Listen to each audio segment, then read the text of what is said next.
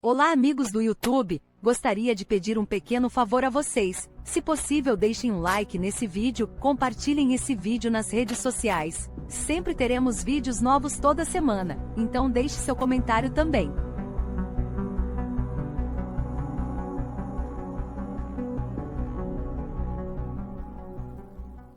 Além disso, não se esqueça de deixar um comentário aqui no YouTube me contando a sua opinião. Seu feedback é extremamente valioso e me ajuda a melhorar o conteúdo futuro. Mesmo um simples emoji de polegar para cima seria muito apreciado. Lembre-se, a participação aqui no YouTube é fundamental para indicar à plataforma que o conteúdo é relevante e envolvente.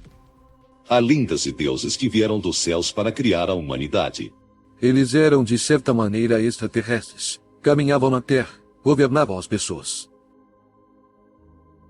E tabuletas de argila revelaram uma agenda extraterrestre. Com certeza, eles meio que deram uma melhorada na humanidade e usaram os humanos como se fossem escravos. Será que visitantes alienígenas realmente mudaram o rumo da humanidade em um passado distante? Nossos antepassados receberam ajuda e essa ajuda veio de outro lugar. Lá de cima. A Ilha da Páscoa, Ilha dos Mil Enigmas, perdida no Oceano Pacífico a 4.000 quilômetros da costa chilena. Após 10 horas de voo, surge-nos esta ilha.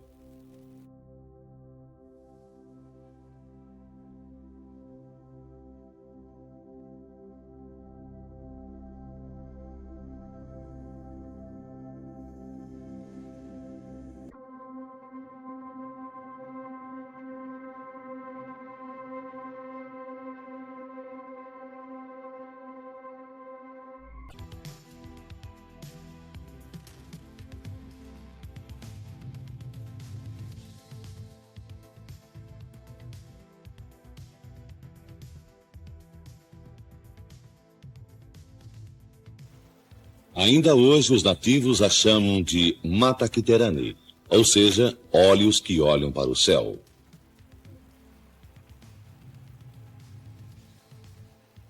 A ilha anexa é a Ilha dos Homens-Pássaros. Aí estão, seres com corpos humanos e cabeças de pássaro.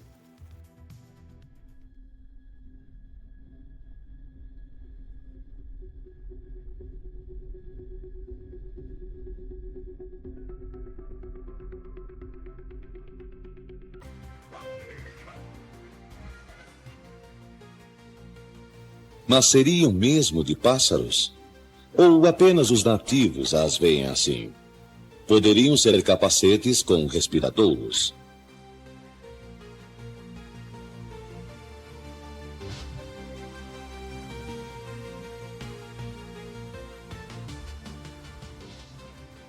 A lenda conta que homens voadores aqui aterrissaram e acenderam um fogo. Aqui, um outro tipo de rosto, o Mac-Mac, deus da ilha.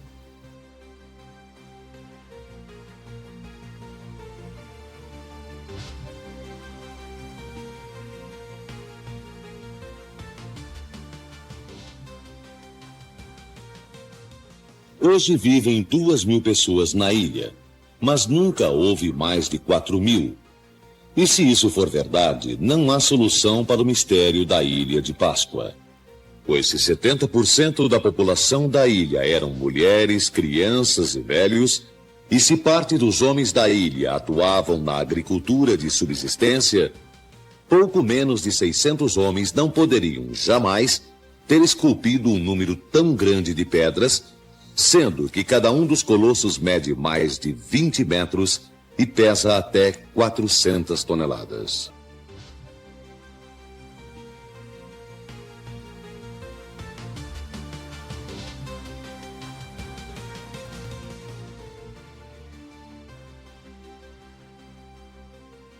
A maioria das figuras tem apenas uma parte de seu tamanho ao nível do chão, e para saber seu real tamanho é preciso cavar muito.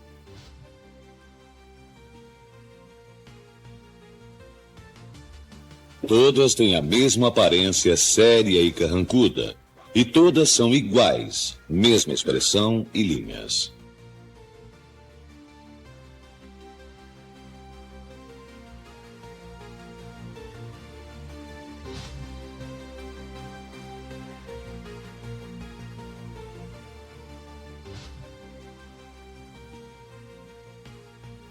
Apenas esta descoberta por Heyerdahl foge à regra, ajoelhada com a cabeça redonda.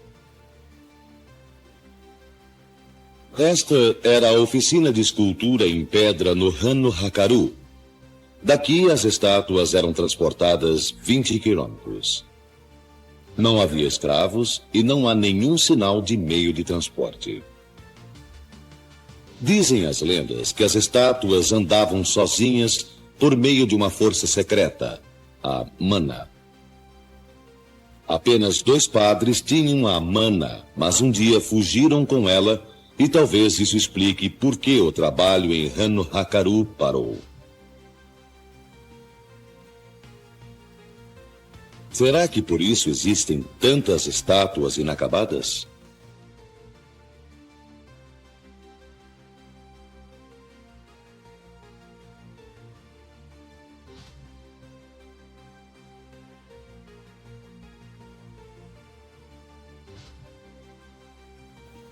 O que era mana?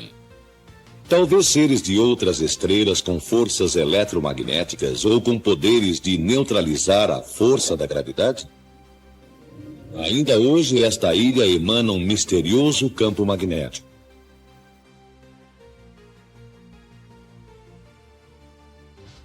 Um relato de uma expedição conta: já que existe na ilha esse campo magnético, não devemos duvidar da chance de ter havido um contato extraterreno.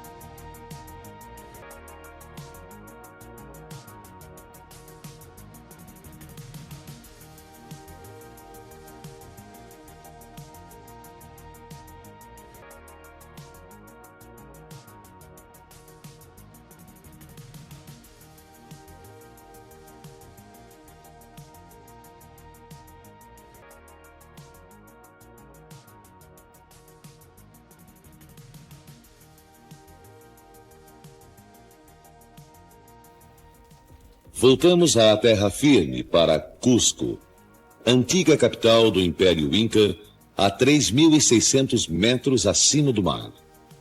E, de acordo com a lenda, fundada por mensageiros do Sol.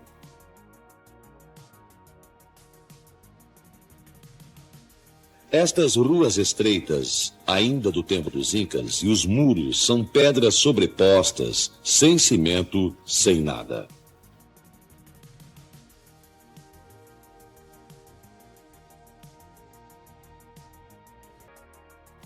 Esta pedra foi trabalhada com tal precisão que nenhuma máquina atual é capaz de reproduzir.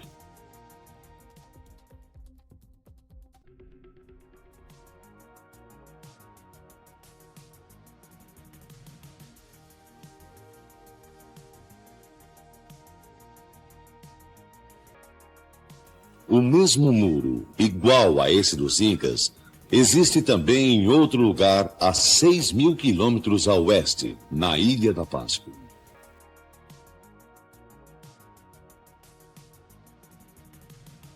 Teriam os escultores de lá os mesmos professores que os Incas?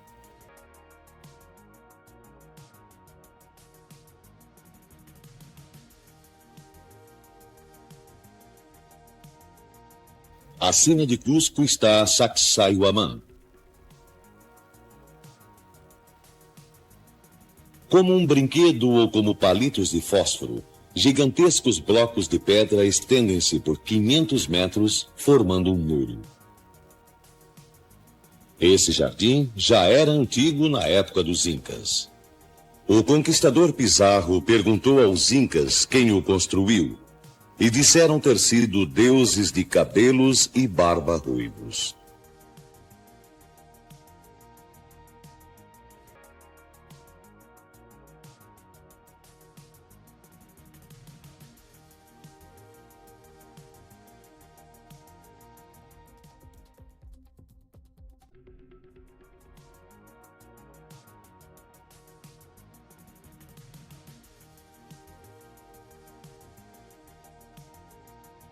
Algumas das pedras pesam 500 toneladas.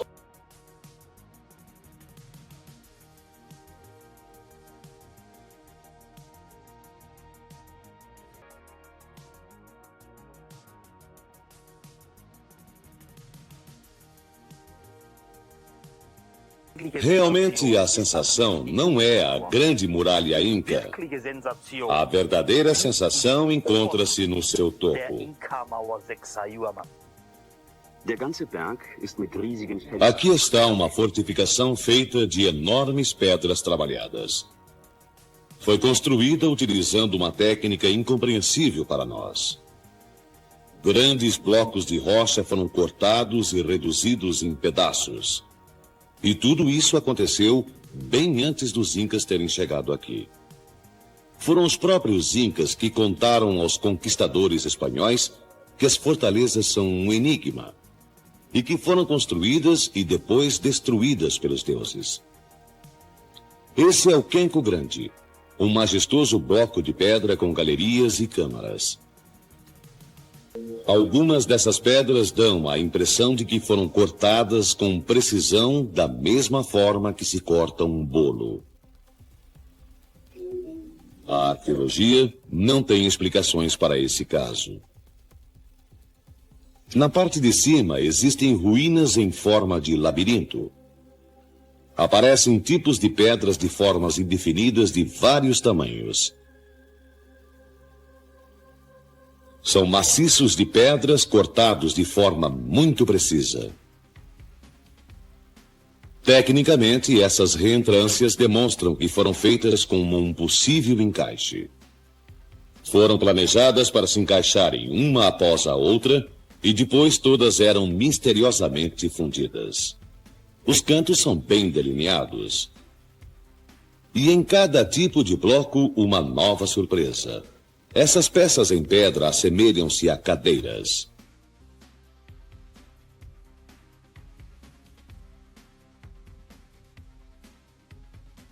Somente as pesquisas podem esclarecer se aqueles que trabalharam aqui acabaram por destruir a sua obra.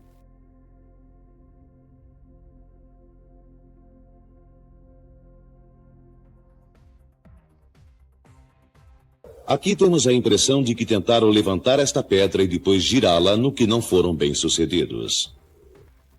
Parece que esses enormes blocos de superfícies polidas, formando ângulos tão retos, foram feitos de concreto armado. Mas não é concreto. É granito.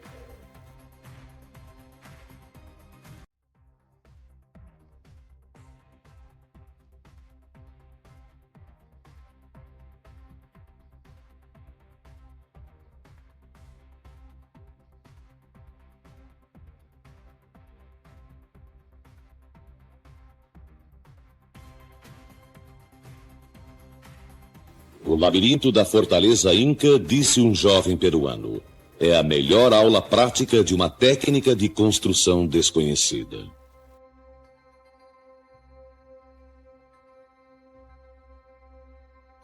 Ao pé da cordilheira, La Paz, a capital da Bolívia, a 3.800 metros acima do nível do mar, é a mais alta capital do mundo.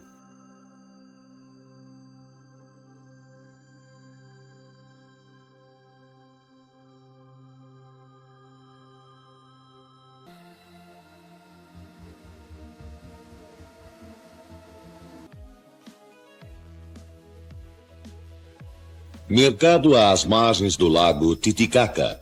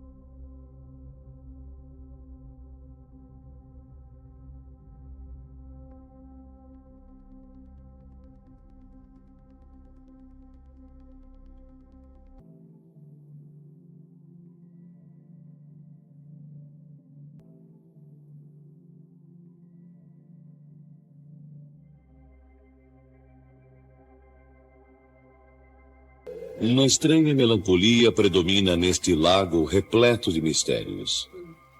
Em suas margens, sinais de culturas antepassadas. Conta a lenda que Ordiana, a mãe primitiva, trouxe numa nave toda a sabedoria aos homens. Depois voltou às estrelas.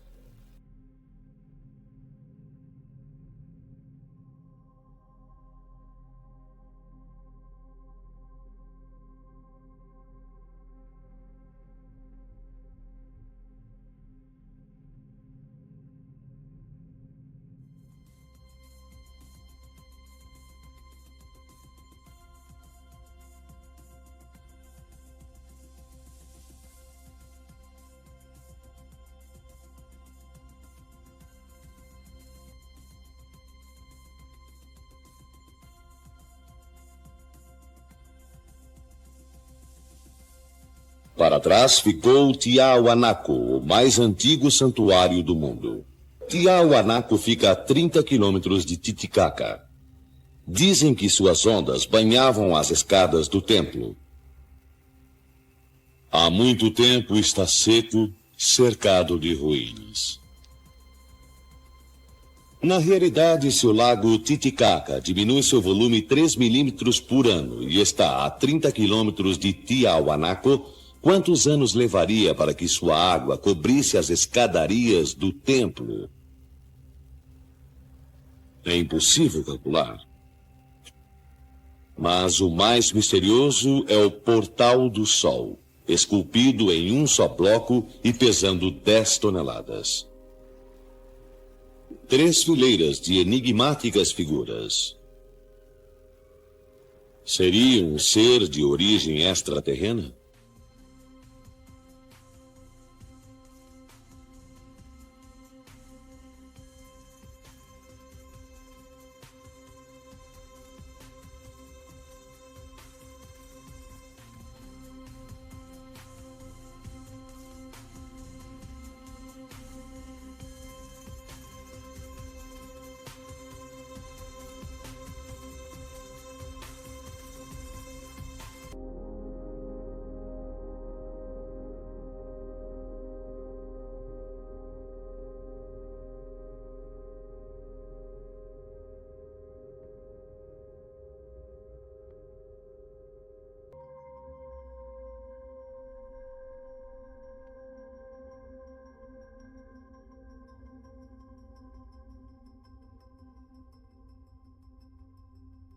Em todos os continentes encontramos testemunhos de nosso enigmático passado. Também na Austrália.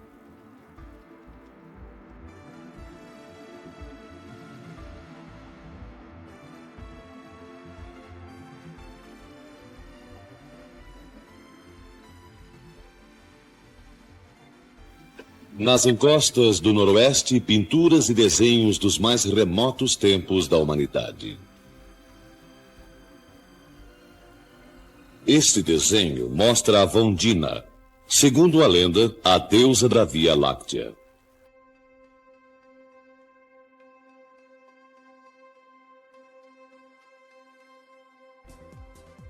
Não pode ser coincidência que artistas no mundo inteiro tenham representado os mesmos seres sem ter tido o mesmo modelo.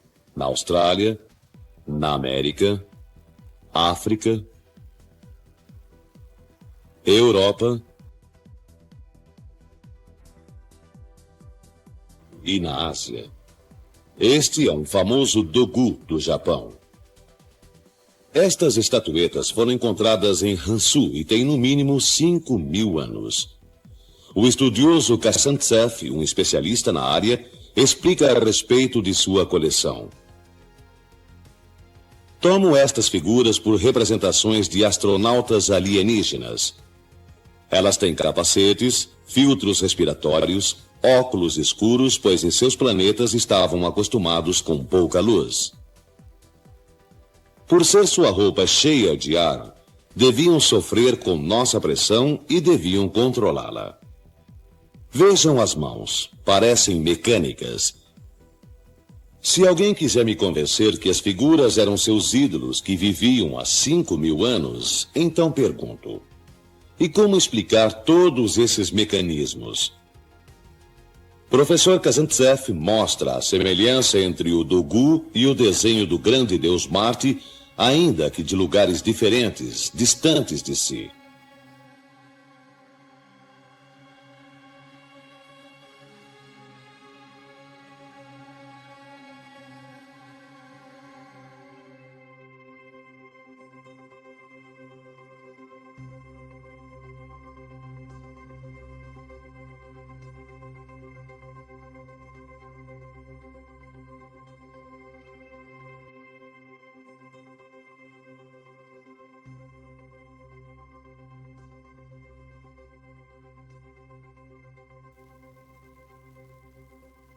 Também para este adorno assimétrico existe um incrível significado. Colocamos nele uma corrente integrada e logo as linhas desordenadas assumem um sentido. Continuemos no México. Também isto era considerado mero ornamento, mas se a dispusermos assim, então teremos uma pinça especial. No Museu Iraquiano em Bagdá está este pequeno receptáculo sonoro que tem mais de 2.000 anos. Nele se encontrava um tubo de cobre e à sua volta uma liga de diversos metais. Se injetarmos cloreto de sódio, geramos energia elétrica. Sem dúvida, um aparelho elétrico. Mas Walter só iria fazer esta descoberta 1.600 anos depois.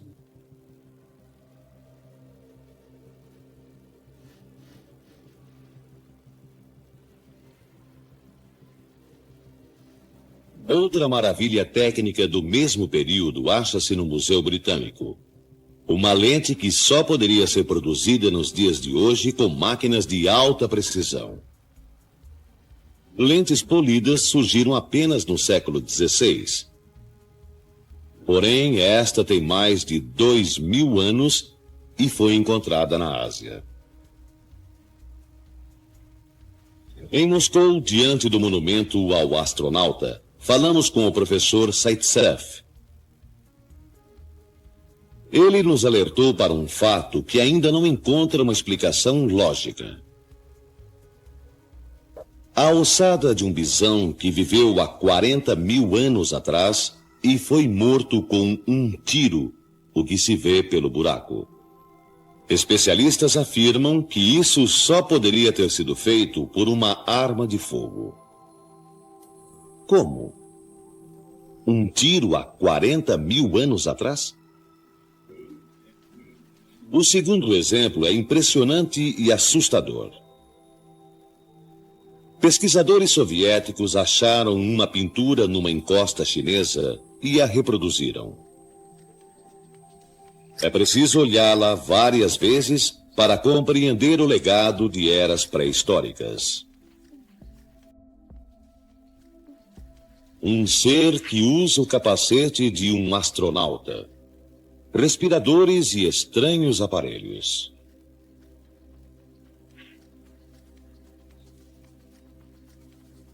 E no céu paira uma nave espacial que lembra a junção de dois pires.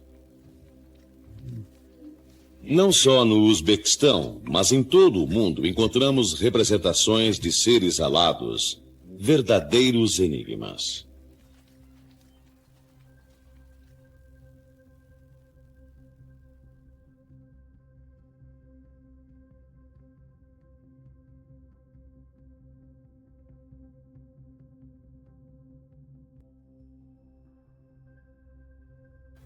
Na Guatemala foi encontrada essa escultura.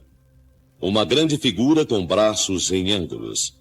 Está vestida com uma roupa bem justa ao corpo, com uma espécie de cinto. Usa luvas com bolas nas mãos. O capacete tem a forma de uma cabeça de animal. É redondo, como o capacete de um mergulhador. Percebe-se que possui orelhas desproporcionais ao seu tamanho. O capacete está ligado por um tubo a um cilindro preso às costas. Conforme mostra a figura, no centro do capacete, atrás do que poderíamos chamar de visor, podemos perceber a testa, o nariz e os olhos de quem veste o capacete. Como um prolongamento natural do nariz, um focinho de animal. Saindo de sua boca, observa-se o jato de respiração. A arqueologia reconhece, nesse caso, a representação de uma roupa de defesa maia. Eu gostaria de lembrá-los de que esses nativos desconheciam a tecnologia do avião, contudo tentaram imitar o seu formato exterior. Da mesma forma que aconteceu aqui, o escultor maia não entendia por que o capacete deveria expelir ar. Ele fez apenas aquilo que para ele era mais natural. Assim, no lugar daquilo que poderia ser um filtro de ar, ele esculpiu um focinho de animal.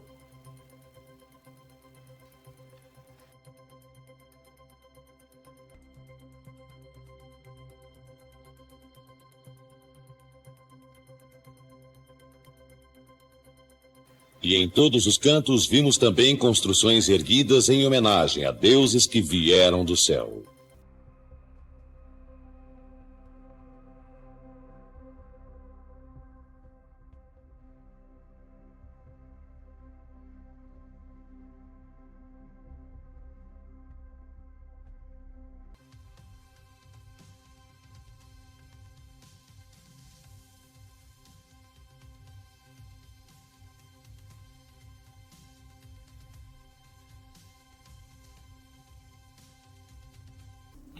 Este desenho provém do Japão e tem 7.000 anos.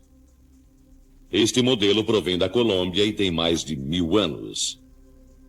Um protótipo de uma dessas figuras aladas foi testado e sua aerodinâmica correspondeu à do mais moderno avião. Temos certeza que ainda existem impressionantes provas da visita de inteligências superiores aqui na Terra.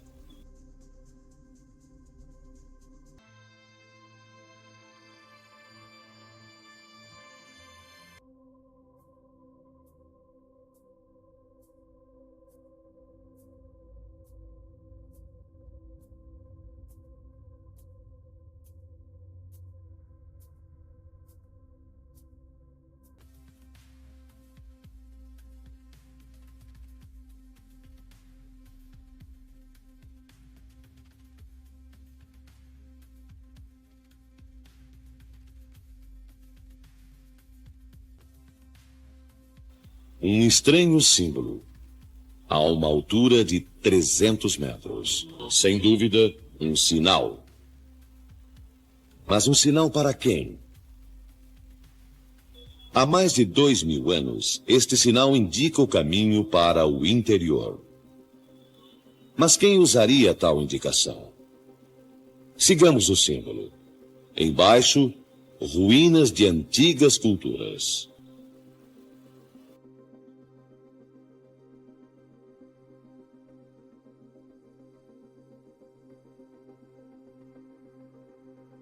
E aí está o misterioso platô de Nazca. Linhas que vistas do solo não têm o menor sentido, a não ser marcas no chão queimadas pelo sol. E estão aí há pelo menos 2.000 anos. Nisso os cientistas concordam, mas há muitas coisas em que não estão de acordo.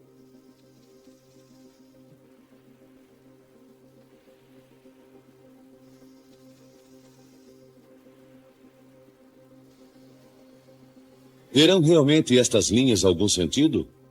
Vistas de grande altura, como de um avião, por exemplo, percebe-se rapidamente que se trata de desenhos gigantescos. Agora, sobrevoamos uma aranha.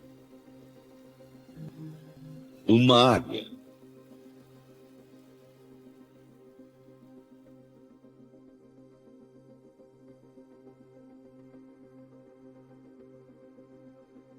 Um colibri. Nenhuma destas figuras são percebidas do solo. Parece que foram feitas especialmente para quem viesse do alto.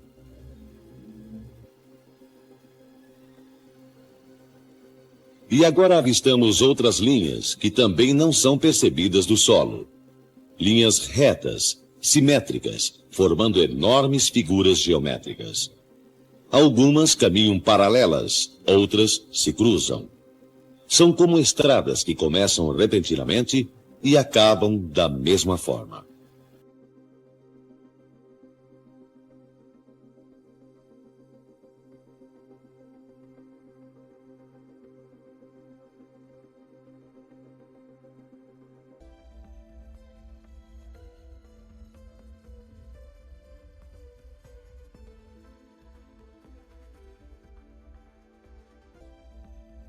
Não teriam sido os astronautas que as construíram? O que podem representar essas figuras que só podem ser reconhecidas de grandes alturas? Poderiam ser estradas que acabam abruptamente? Não, isso não teria sentido, pois não levam a lugar nenhum. Então, com que finalidade? E para quem? Não seriam estas próprias figuras a resposta?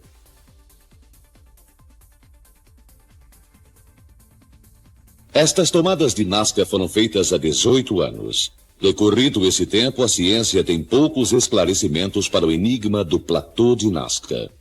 Esclarecimentos que, na verdade, deixam mais dúvidas.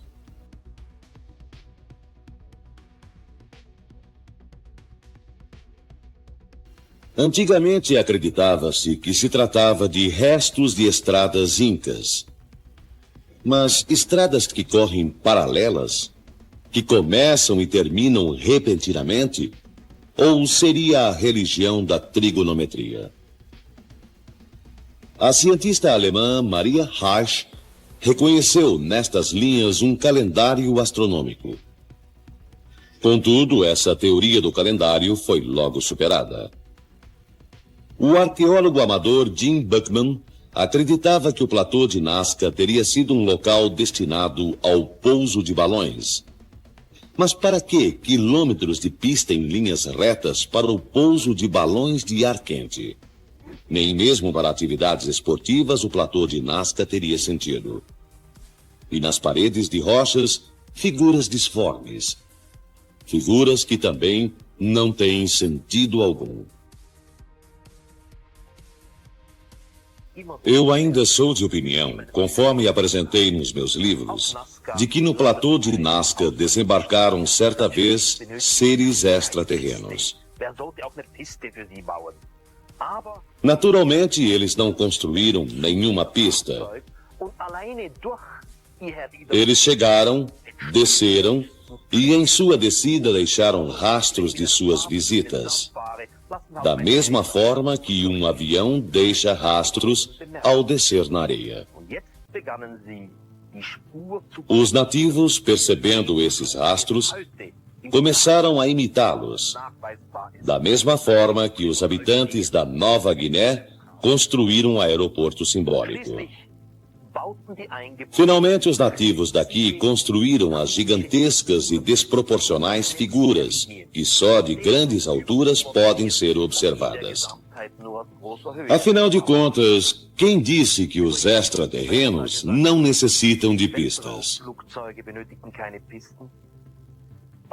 Em uma base espacial americana no deserto da Califórnia, existe uma imensa rede de linhas marrom sobre as areias do deserto. Daqui a 200 anos, quando arqueólogos depararem com resquícios dessas linhas, aí então começará tudo novamente.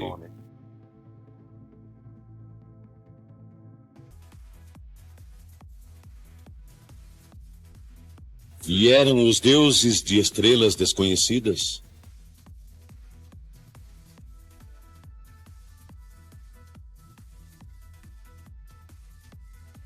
Eram os deuses astronautas?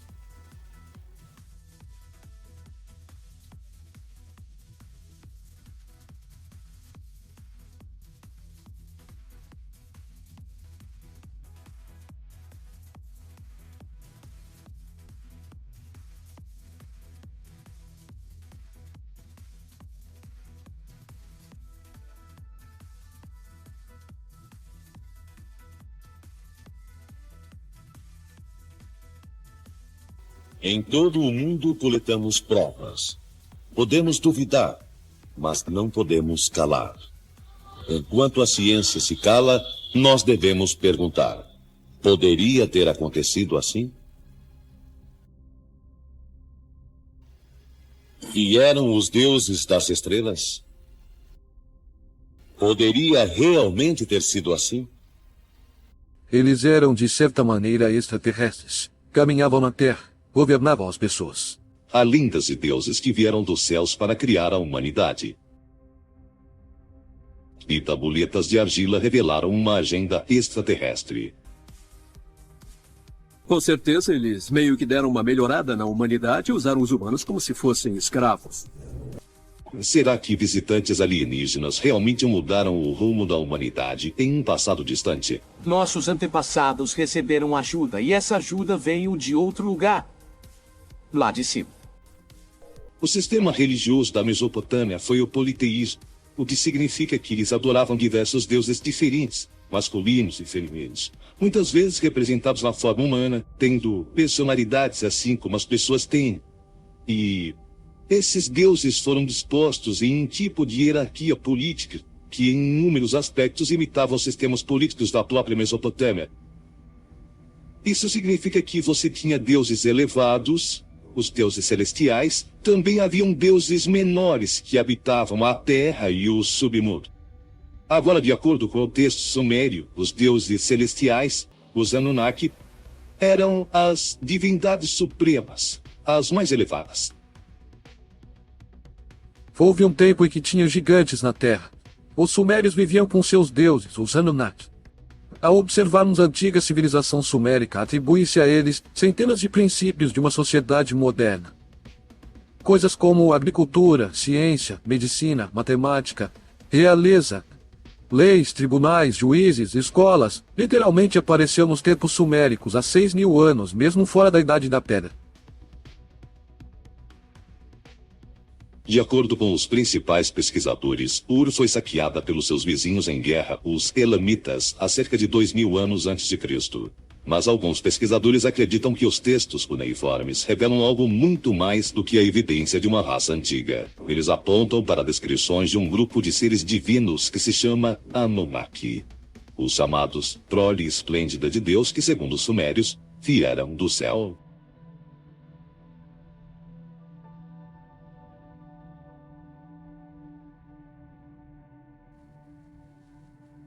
A Suméria era composta por várias cidades-estados, e cada uma dessas cidades-estados era regida por um deus ou deusa específico. O deus da cidade de Ur era o deus Nana, que era associado à lua. Por exemplo, o deus patrono da cidade de Sipar teria sido o deus Utu, deus do sol. O deus da cidade de Érido era o deus Enki, que era o deus da sabedoria e também das águas. A grande cidade-estado de Uruk era regida pela divindade matronal Inanna, a grande deusa chamada Rainha do Céu e da Terra. Ao fim do dia, a estrela radiante, a imensa luz que preenche o céu, a dama da noite surge no céu. E povos de toda a terra erguem os olhos para ela. Sagrada Inanna, a dama da noite faz com que todos se recolham para dormir. Criaturas vivas e vários povos da Suméria ajoelham-se diante dela. A Suméria se alegra. O jovem faz amor com sua amada. A dama da noite cintila no horizonte. Com o tempo, os sumérios cederam o poder na Mesopotâmia para seus vizinhos no oeste chamados semitas. Desde que os semitas surgiram no litoral leste da bacia mediterrânea, sua mitologia e religião passaram a influenciar o mundo. Esta influência acabaria dando origem ao judaísmo, cristianismo e islamismo. Um rei semita chamado Sargão, junto com seu neto, Naram-Sin, fundaram a primeira dinastia semita por volta de 2300 a.C. O sucessor de Sargão e Naram-Sin foi um governante semita chamado Hammurabi, que viveu no século XVIII a.C. Hammurabi governou o que viria a ser a mais famosa e mais influente cidade semita do segundo milênio a.C., a Babilônia.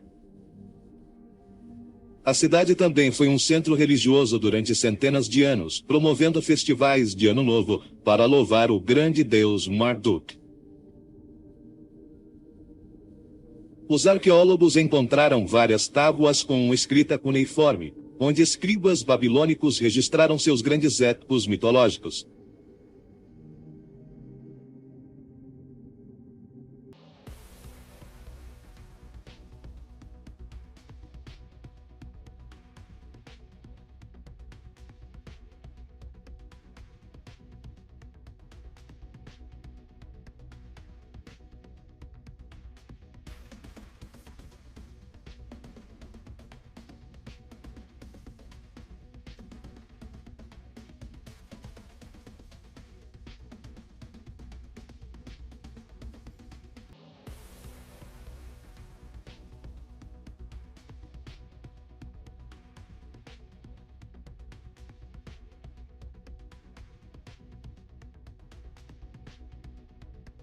Entre os épicos mais fascinantes está o antigo relato sobre o mito Gilgamesh. No início da história, temos uma descrição de Gilgamesh. O épico descreve como sendo 2/3 Deus e 1/3 humano. E Enkidu, o monstro enviado por deuses para matar Gilgamesh, ele é descrito como parte animal e parte humano. O templo deles era uma torre ou zigurat, adornada com madeira de cipreste, pedras incrustadas e afrescos em gesso. Os arqueólogos acreditam que esta construção devia ter uns 15 andares. Uma altura extraordinária para os antigos do Oriente Próximo. As escrituras hebraicas viriam a se referir a esta zigurat como Torre de Babel. E esta zigurat, a Torre de Babel, deve ter sido erguida no século VI a.C., então esse estilo arquitetônico perdurou por muito tempo. Elas lembram vagamente as pirâmides do Antigo Egito, mas tinham um propósito totalmente diferente. As pirâmides do Antigo Egito eram monumentos mortuários para os reis egípcios, enquanto que as zigurates eram lugares altos, literalmente altos, para que as pessoas pudessem se aproximar dos deuses e assim se comunicar com eles. Por mais de 1000 anos, colonizadores e navios fenícios espalharam-se por Chipre, Grécia, Sicília, Malta, norte da África e Espanha. Foram até mesmo para além do Estreito de Gibraltar, conhecido na mitologia antiga como Pilares de Hércules.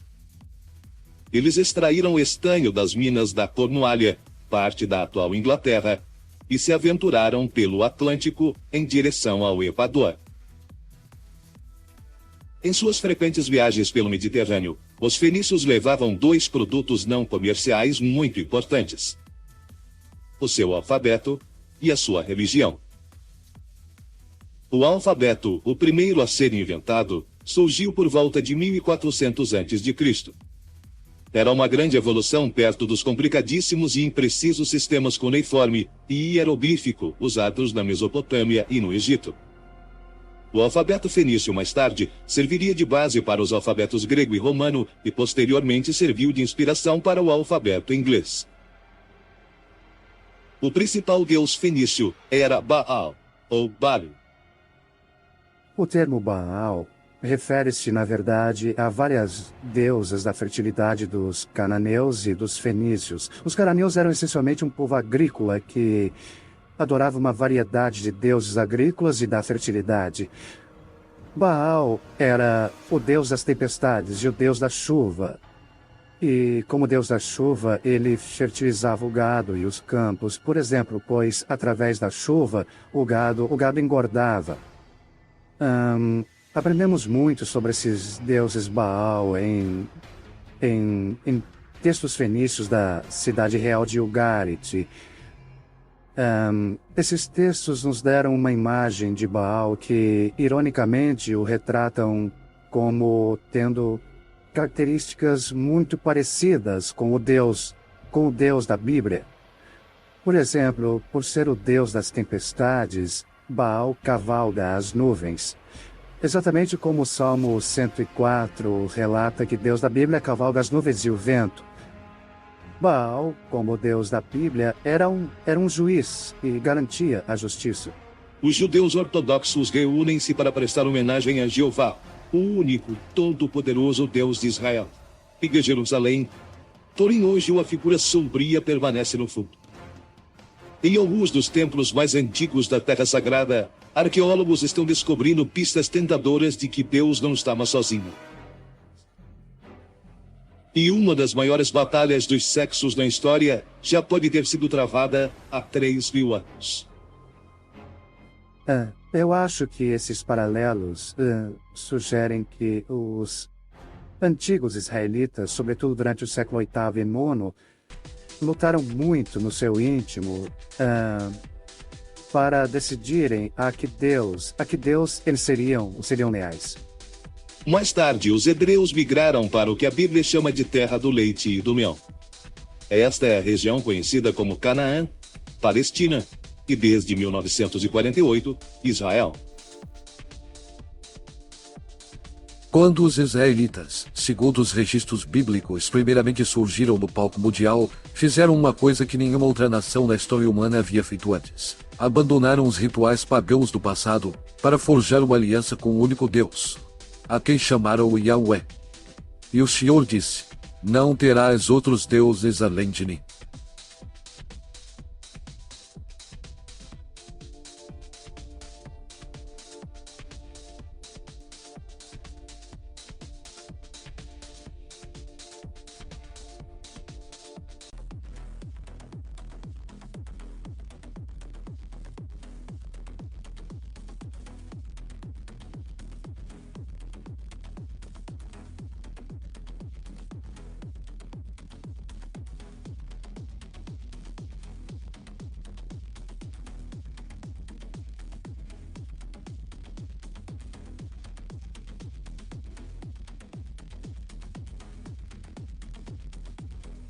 Antes disso, os antigos adoravam uma diversidade de entidades, entre elas a deusa mãe, o símbolo quintessencial da vida e da fertilidade. Foi a deusa mãe derrotada pelo Deus de Israel, como a Torá sugere. Ou como algumas feministas alegam, os editores da Bíblia, que eram padres masculinos, simplesmente tentaram apagá-la dos seus textos sagrados. Hoje, arqueólogos estão descobrindo evidências extraordinárias de que Yahweh poderia ter tido uma rival ou talvez uma companheira, e seu nome era Asherah. A deusa proibida. Durante as últimas 2 décadas, o arqueólogo americano Bill Dever tem procurado restituir Asherah, a deusa mulher da antiga Canaã, a seu lugar de direito na antiga religião de Israel. Asherah era venerada aqui junto com Yahweh, a entidade masculina proeminente do antigo Israel. A Torá nos dá uma noção idealista de que havia apenas uma única entidade, porém na realidade havia mais de 40 referências a Asherah, ou a seu símbolo. Portanto, ela é bem conhecida dos escritores da Bíblia. Deuses pagãos na Terra Sagrada. Bem antes de Yahweh emergir como único Deus de Israel, um panteão de entidades mitológicas, tanto masculinas como femininas, e especialmente pares divinos, controlavam o destino do mundo antigo. No Egito eram Ísis e Osíris, na Grécia Hera e Zeus, na Babilônia Ishtar e Tamuz, e em Canaã, os grandes deuses Ael e Baal, e as deusas dominavam o céu e a terra. Bill Dever está convencido de que os israelitas se apegavam a seus deuses pagãos, inclusive a deusa dos cananeus, Asherah. Ela era a principal entidade feminina no panteão cananeu, e lá foi associada com Ael, o deus-chefe masculino. Portanto, os israelitas mantiveram um culto a Asherah vindo de seus antepassados cananeus. No Néguia, ao sul de Jerusalém, arqueólogos estão encontrando evidências surpreendentes de que Dever pode estar certo. Aqui no templo de Arat, as escavações revelaram que este era o local de culto onde Yahweh e Asherah podem ter sido adorados. No santuário interno, ou sagrado dos sagrados, 2 altares foram encontrados diante de um par de pedras verticais. Temos que lembrar que a Bíblia é literatura, não é a vida. É de certo modo artificial por natureza. A Bíblia é o que é, que seja assim. É importante lembrar que a Bíblia sofreu mais nas mãos de seus amigos do que nas mãos de todos os seus inimigos reunidos. Acho que devemos encarar o fato de que o culto a Asherah era extremamente proeminente e influente por todo o período da monarquia, apesar de muitos sacerdotes reformadores, profetas e os editores finais da Bíblia hebraica não gostarem disso. Dever alega que os escritores, editores e padres do antigo Israel decidiram se livrar deste problema de Asherah de uma vez por todas. Muitos homens no antigo Israel tinham medo do poder da deusa mãe e do domínio que ela exercia sobre as mulheres. E parece que houve uma tentativa de suprimir o culto a Asherah, especialmente quando o monoteísmo começou a chegar a seu ápice. Havia espaço apenas para um deus e era uma entidade masculina. Mas como uma deusa que era tão adorada pelo povo poderia ser tão odiada pelos autores do Velho Testamento? Eles representam o ortodoxo, a ala direita, partidos nacionalistas que editaram a Bíblia. Eram todos homens, representavam o governo, eram um partido elitista, os intelectuais de sua época. Segundo eles, havia apenas um Deus, ou deveria haver um, mas havia outros. Não gostavam da ideia de uma companhia feminina para Yahweh. Asherah era no mínimo um problema e no máximo era uma verdadeira ameaça à ideia do que Deus deveria ser, e portanto ela precisava desaparecer. Dever especula que a supressão de Asherah vai além das atitudes masculinas, muito enraizadas em relação às mulheres do mundo antigo. Estavam fascinados pelas mulheres, mas as temiam. Invejavam seus poderes de reprodução. As consideravam objetos de satisfação sexual e prazer. Mas tinham medo da sexualidade livre delas. Portanto, em cada sociedade antiga há uma tentativa de oprimir as mulheres, mantê-las sob controle. A ideia era que, uma vez que se desse mais poder às mulheres, não se teria como controlá-las. E assim as mulheres se retiraram para suas casas, onde continuaram seu próprio tipo de prática religiosa, sem considerar o que os homens pensavam. Em 596 a.C., os babilônios saquearam Jerusalém. Séculos mais tarde, quando a Torá foi editada em sua forma atual, a idolatria seria culpada pela queda de Israel e Yahweh emergeria triunfante. Quando o assunto é religião, crenças antigas não morrem facilmente. Talvez dos rostos inocentes dos santos, Asherah, a deusa proibida viva. Na Idade Média, milhares de anos depois que Yahweh escondeu a deusa mãe, uma seita judia mística introduziu uma nova entidade chamada Shekinah na literatura judaica. Concebida como espírito ou a presença de Deus no mundo, Shekinah parecia introduzir uma ponte feminina entre o distante e proibido Yahweh do Antigo Testamento e seu povo. E realmente Shekinah era algumas vezes chamada de a noiva de Yahweh. E mesmo hoje, em alguns rituais judaicos, canções de casamento ainda podem ser ouvidas que celebram a união de Deus e sua noiva. Quem mais poderia ser senão Asherah?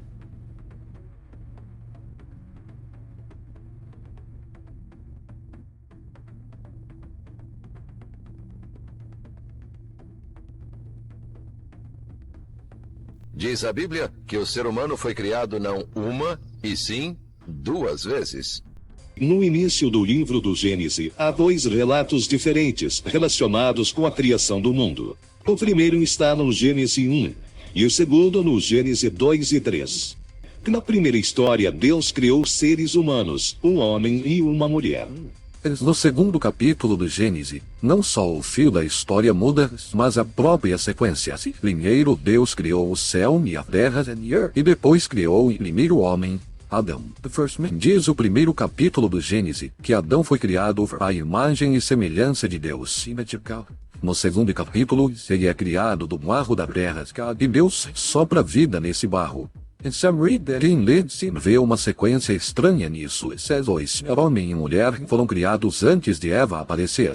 O B pensa, bom, então houve outra mulher no Éden, anterior a Eva.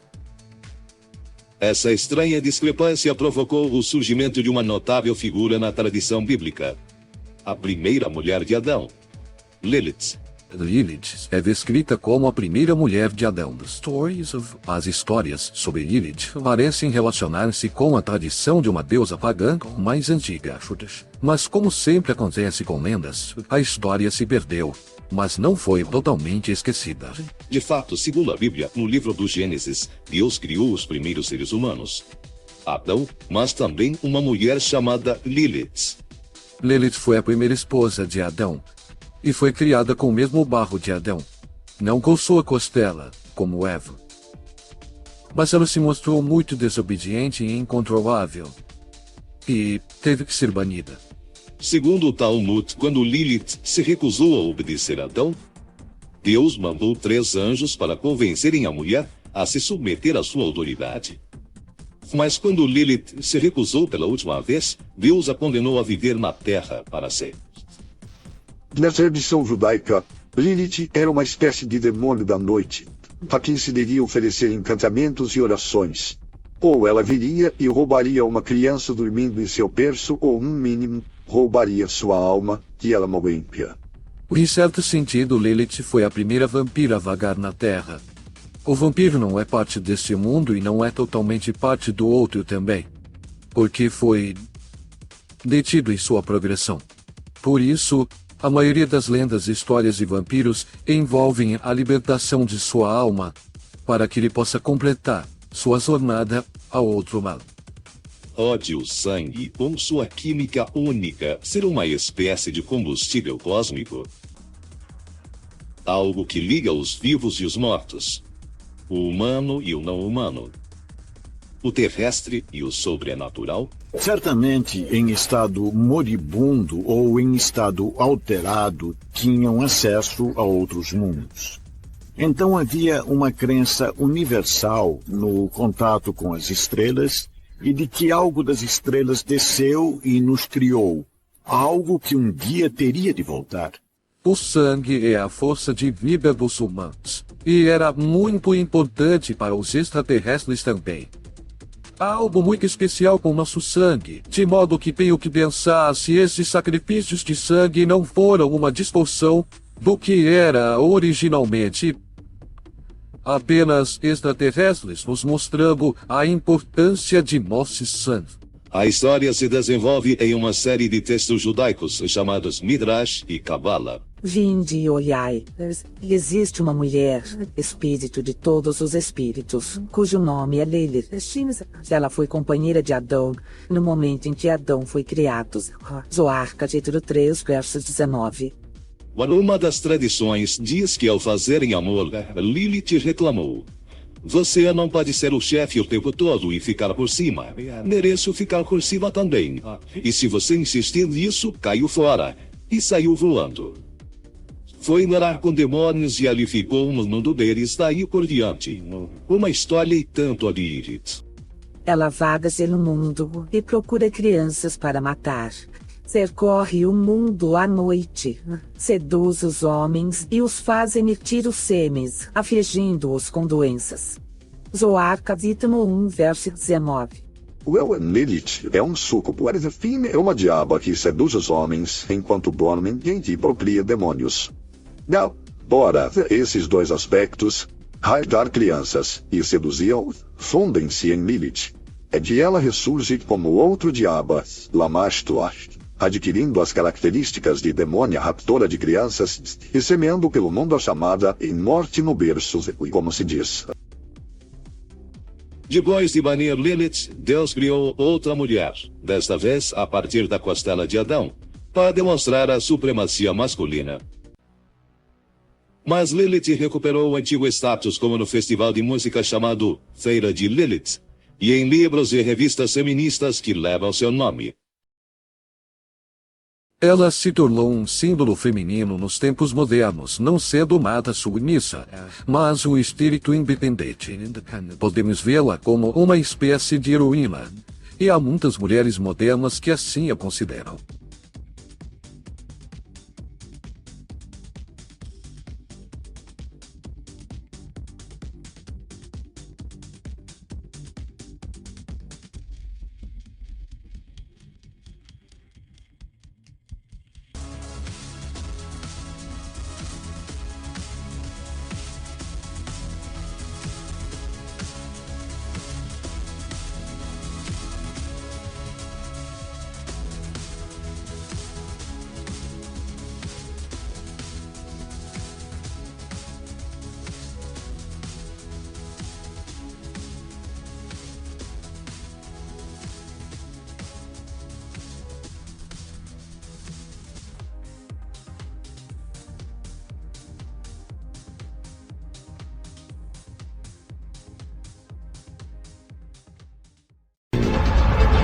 Alienígenas. Milhões de pessoas ao redor do mundo acreditam que fomos visitados por seres extraterrestres no passado. E se isso for verdade? A NASA agora tem algo chamado de Sistema de Relatórios de Segurança de Aviação. E esse é um mecanismo pelo qual os pilotos podem relatar avistamentos de OVNIs de forma anônima, se assim quiserem. A cientista-chefe da NASA, Ellen Stolfan, fez uma declaração arrojada a respeito da descoberta da vida extraterrena. Eu acho que vamos ter fortes indicações de vida fora da Terra daqui a uma década. E que nós vamos ter prova definitiva daqui a 20 ou 30 anos. Em 1960, os diretores da NASA encomendaram um relatório para avaliar as implicações da descoberta de evidências de vida extraterrestre. Devido às conclusões do relatório, os pesquisadores acreditam que se decidiu, antes das missões lunares, que qualquer descoberta extraterrestre seria oculta do público, por medo de agitações sociais. Eu acho que eles possuíam uma tecnologia incrível, e alguma coisa aconteceu. Nos últimos anos, mais e mais pilotos têm vindo a público para dizer que os fenômenos aéreos não identificados oferecem um sério risco aos usuários de aviões. A agência de aviação se preocupa com a segurança aérea e eles não aceitam relatos de OVNIs ou UAPs de civis. Nós estávamos recebendo uma mensagem. Estamos observando. A agência não quer que os civis relatem OVNIs, porque eles não querem que o público se envolva nesse assunto. Séculos de conhecimento se perderam para sempre. Eu acho que isso se resume a uma questão não de segurança aérea, mas de não alarmar a população. Foi uma maneira de conhecimento voltar a zero. Em outubro de 2022, a NASA reuniu uma equipe de 16 cientistas e especialistas para realizar uma investigação inédita sobre fenômenos aéreos não identificados. Um website aberto ao público que incentiva os pilotos a enviarem relatórios anônimos sobre avistamentos de UAPs. Poderia o fenômeno OVNI ser real? E é possível que os extraterrestres tenham monitorado e talvez mesmo interferido com o avanço tecnológico da humanidade? Os vídeos foram usados pelo Departamento de Defesa. Decidiram retirar o sigilo. Tudo por causa do vazamento de vários vídeos que começaram a ser gravados por militares por volta de 2004. E começaram a identificá-los. Antes, eles eram chamados de OVNIs ou UFOs. E agora a nomenclatura foi alterada do ponto de vista militar. E essa nomenclatura passou a ser conhecida como UAP ou FUNI. E de um jeito ou de outro, o público estadunidense começou a se preocupar com esses vídeos. De tal forma que acho que foi uma pressão de uma parte do público em geral para que o Pentágono aceitasse. São vídeos filmados pelos militares e reverteu essa situação que permaneceu esquecida há muitos anos. Diariamente eles encontravam objetos voadores não identificados, mas já estava muito perigoso porque eles os fechavam, eles os seguiam. Mas com a câmera FLIR, eles detectaram esses objetos que estavam a 80 mil pés, ou seja, 24 quilômetros de altura. E o objeto caiu rapidamente e estava a 3 mil metros de altura. E depois ainda mergulhou na água, saiu e ressurgiu. Incentivar os pilotos de voos comerciais a virem a público com suas histórias pode finalmente fornecer provas cruciais de que as aeronaves civis realmente se encontram com UAPs em nossos céus. Estamos criando um banco de dados sobre o que está acontecendo em nossos céus. E é por isso que acho que a NASA está assumindo a liderança nesse assunto.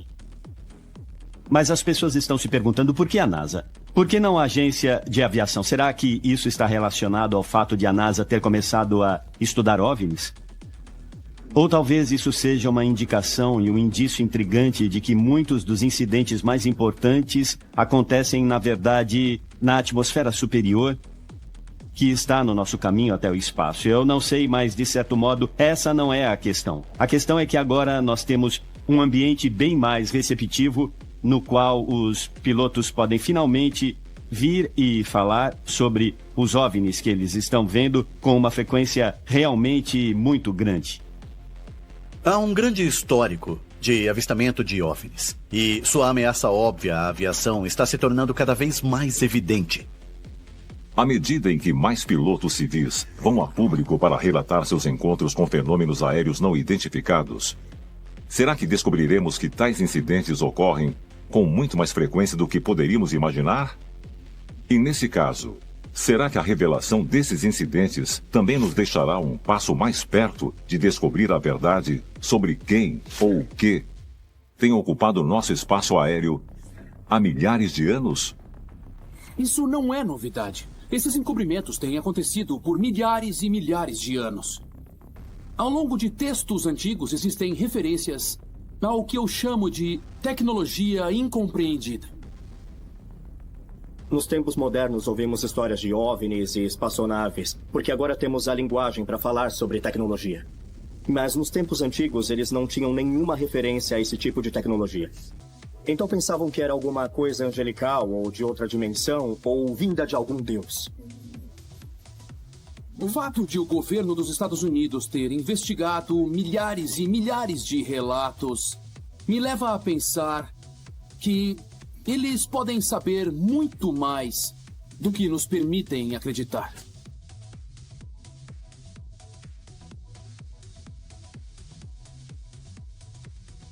Prova da cumplicidade do governo dos Estados Unidos em encobrir atividades extraterrestres não vem apenas na forma de documentos vazados e de conteúdos de arquivos secretos.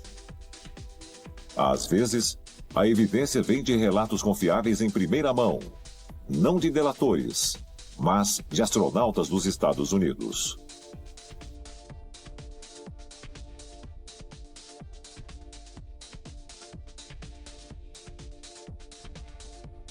O foguete Vostok 1 decola.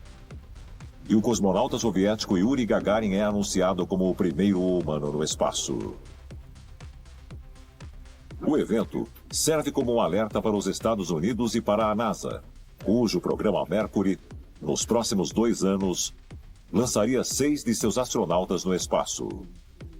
A corrida espacial para pousar um ser humano na Lua havia começado, e a humanidade passou a ser uma espécie espacial.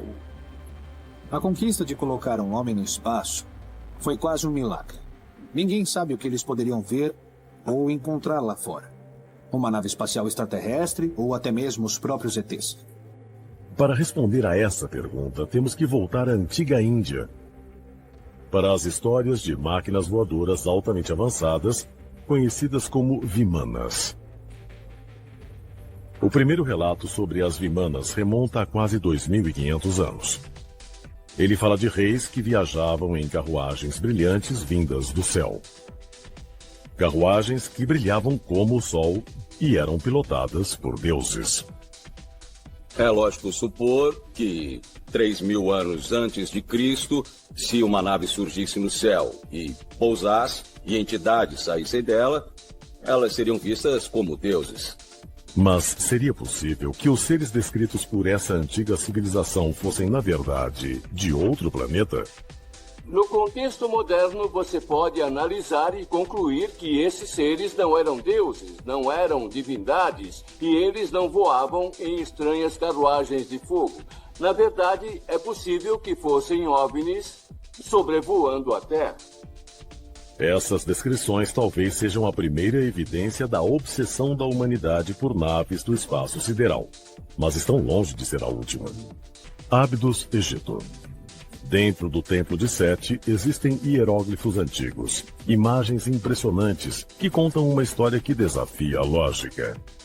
E a história humana?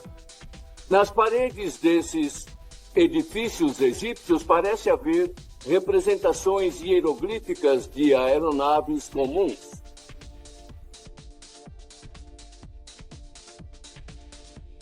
Tem um helicóptero, um tipo de avião.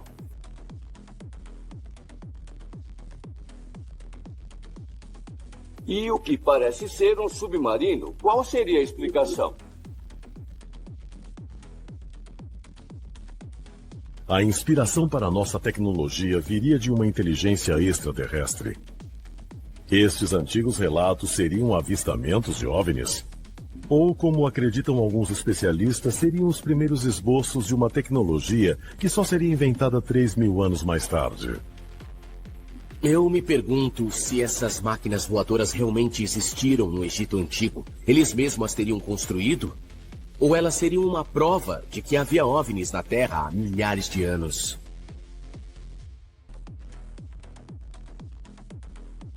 Mas a evidência mais sólida da inteligência alienígena estaria na tecnologia que usamos diariamente? As maiores invenções do nosso tempo teriam sido roubadas de uma espaçonave alienígena? E os segredos que descobrimos poderiam ser o começo do fim de toda a humanidade?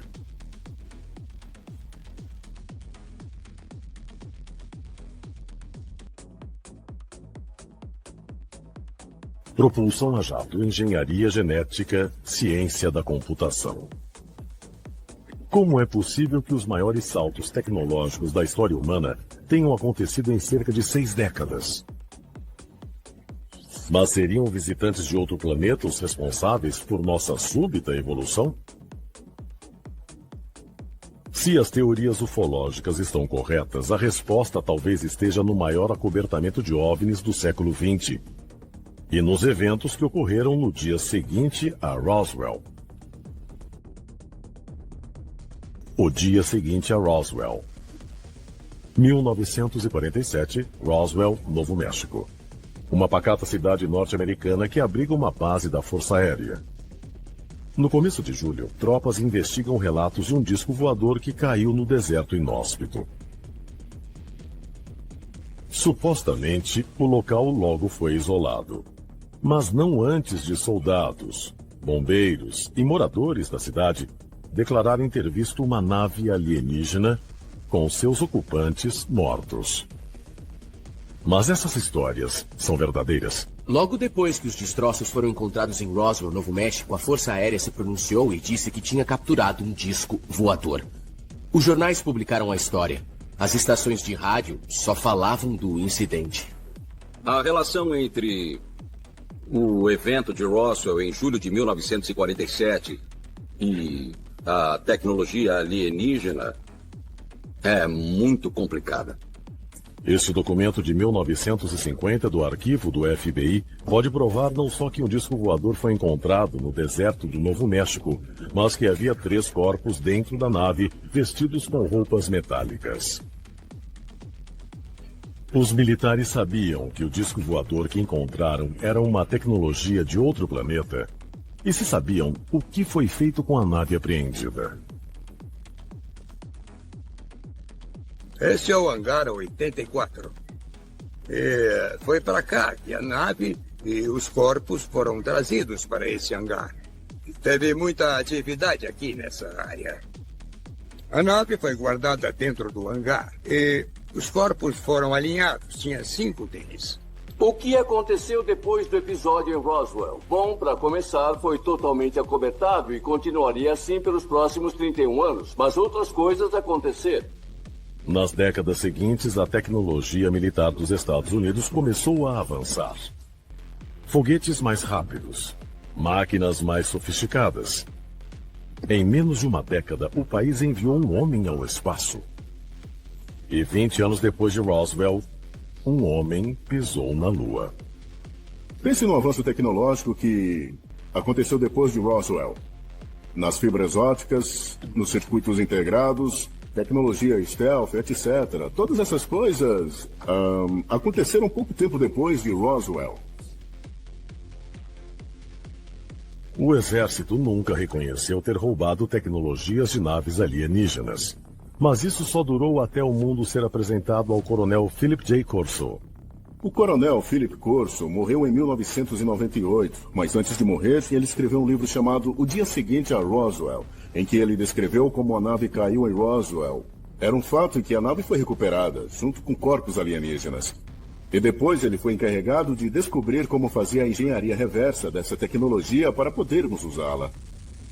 O coronel Corso, um oficial altamente condecorado, é considerado o primeiro na história a revelar a ligação entre o exército norte-americano e os extraterrestres. Durante a sua carreira militar, ele atuou como chefe do escritório de tecnologia estrangeira do Pentágono. Ele deixou claro que, enquanto estava lá, um dos projetos que ele acabou supervisionando envolvia a tecnologia alienígena da nave que caiu em Roswell. Eles queriam saber se havia alguma forma de se beneficiar aproveitando o hardware da nave nos lugares certos. Pelo que se sabe, Corso recebeu restos de circuitos de computador, sistemas de propulsão, tecido indestrutível e um estranho dispositivo de cabeça. Segundo ele mesmo conta, Corso foi encarregado de desenvolver um programa para pesquisar e desenvolver a tecnologia alienígena. Pelo que parece, empresas como Lockheed Martin, Litton, essas corporações enormes, receberam a tecnologia e ouviram: peguem essas coisas, façam engenharia reversa, devolvam, e vão poder ficar com as patentes dessa tecnologia e lucrar com isso. E em troca, o que o governo norte-americano ganhou? Armamentos e controle. Mas as descobertas geradas pela tecnologia alienígena teriam vencido as guerras do passado e do presente? E venceriam também conflitos futuros?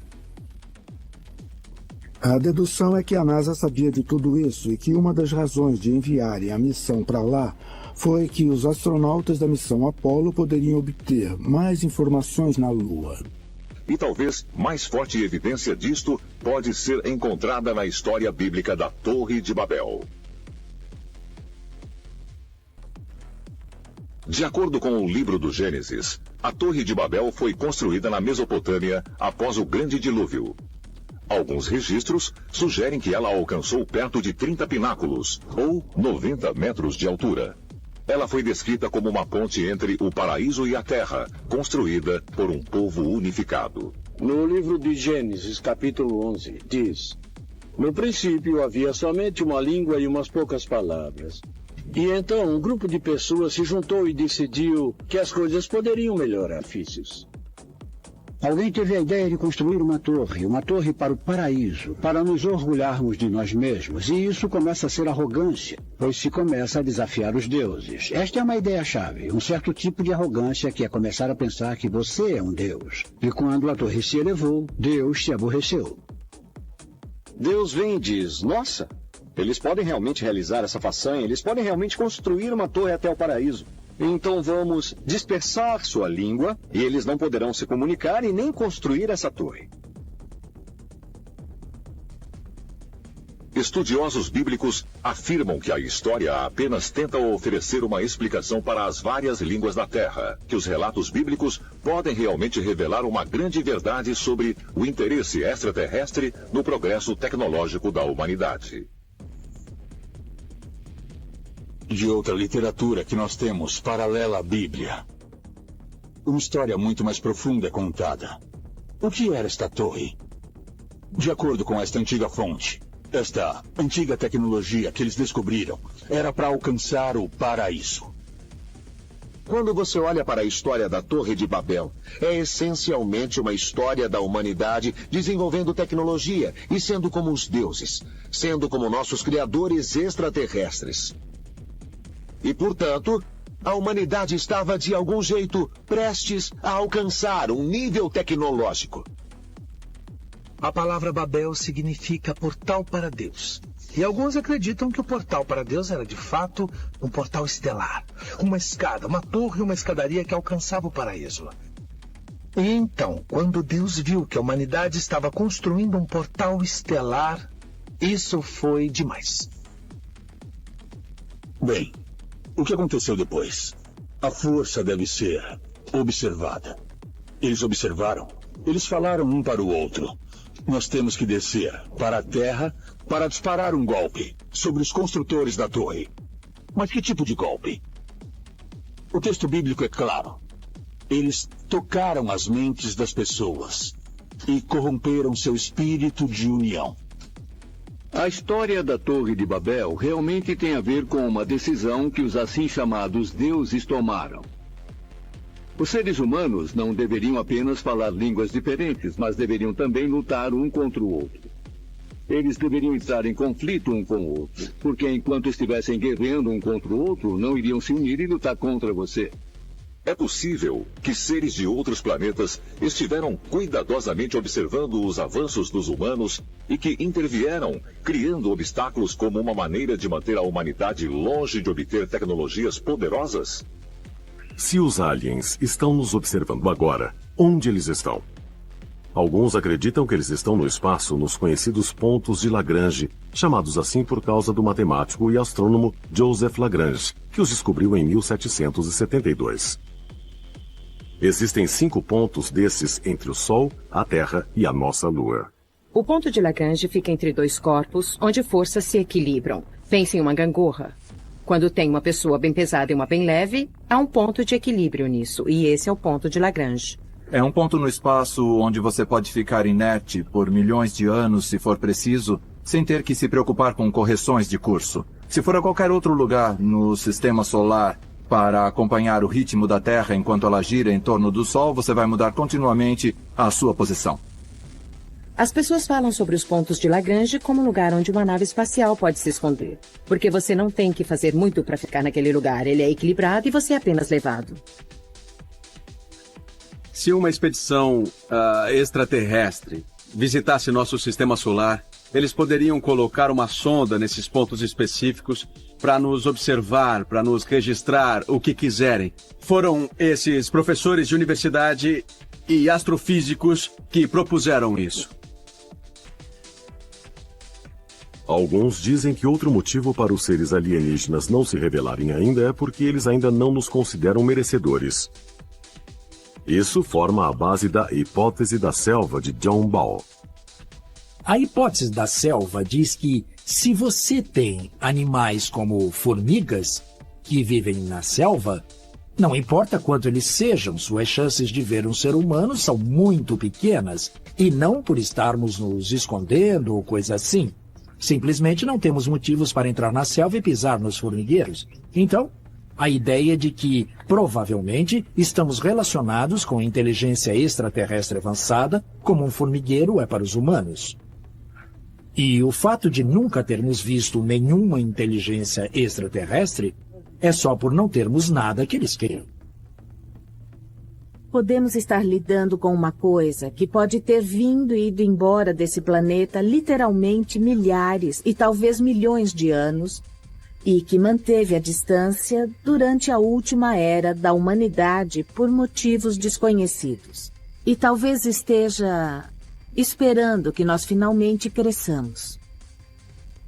Uma coisa que pode ser dita com bastante confiança é que, se o contato for iniciado por eles, eles serão não apenas superiores a nós, serão extremamente superiores a nós. Eles não serão só iniciantes como nós, eles serão bem mais avançados. A hipótese do zoológico diz que estamos em um zoológico ou numa área selvagem, que eles abandonaram e vão deixar em paz para permitir que possamos nos desenvolver em nossa forma e velocidade próprias. Extraterrestres nos detectaram na Terra, mas escolheram não vir para cá, não invadir, mas nos observar como nós observamos animais no zoológico. Eles pensaram, vamos fazer um estudo desses terráqueos e ver que tipo de gente eles são. E por que eles fariam isso? Se, por um lado, não temos nada que eles queiram, e isso é verdade, por outro, não podemos interferir no que eles fazem, o que também é verdade. Eles estão lá vivendo sua vida e não estão prestando nenhuma atenção em nós, e nós não somos espertos o suficiente para dar uma olhada no que eles fazem. É nessa situação que estamos. Temos algo que olha para baixo e nos monitora. Estamos na placa de Petrie e não podemos nos afastar o suficiente para ver o que há por trás desses olhos, por trás do microscópio. Tanto a hipótese da selva quanto a do zoológico propõem que os aliens nos observam, mas mantêm a distância por enquanto. Mas e se não for isso? E se a missão alienígena for se integrar à nossa sociedade sem que seja detectável? Se for assim, eles estariam entre nós agora? É possível que os extraterrestres não queiram interferir diretamente na nossa sociedade, mas nos orientar dos bastidores. E precisamos também cogitar se não há nenhuma verdade na ficção científica, na televisão, nos filmes e nos livros, como um modo de preparar as pessoas da Terra para o que está por vir. Certamente queremos sair e descobrir sobre as coisas que não sabemos. Vemos a Lua e queremos ir até lá descobrir mais sobre ela. Vemos Marte e queremos ir lá. Queremos ir a Júpiter e enviamos nossas sondas. Então, se os aliens forem parecidos com a gente, talvez tenham o mesmo tipo de motivação. Eles só querem aprender. Como demonstramos curiosidade, há outras espécies por aí que têm a mesma característica. Seria muito egoísta pensar que somos os únicos exploradores nessa galáxia. Seria uma constatação muito triste sugerir que somos os únicos com cérebro que querem sair por aí explorando. Nossas jornadas pelo espaço foram breves e exploratórias, mas será que outros seres que viajaram milhões de quilômetros até a Terra podem ter ficado? Se ficaram, será que ainda estariam entre nós? Muitas evidências mostram que os extraterrestres que vieram para cá no passado nunca mais foram embora. Eles têm bases em algum lugar no planeta. Debaixo de oceanos, dentro de montanhas. Na América do Sul, há fortes crenças de que muitos OVNIs saem de lagos e também debaixo d'água. Se os aliens vinham até o nosso planeta, é pouco provável que eles não parassem na Lua no meio do caminho.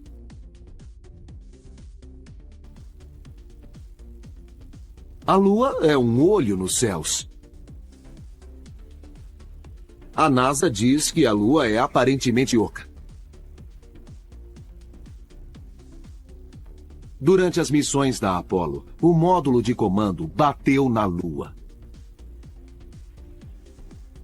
E ela soou como um sino durante horas. Há crateras na Lua que não têm fundo.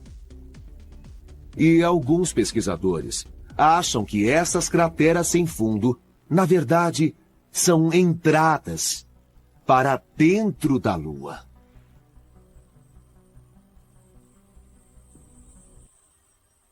Quanto mais você sabe, maior fica o enigma da Lua.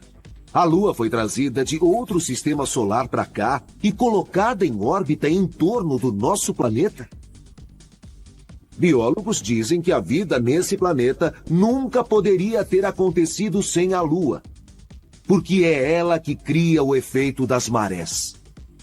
sem o efeito das marés e sem o movimento rítmico nos oceanos, a vida nunca teria começado nesse planeta.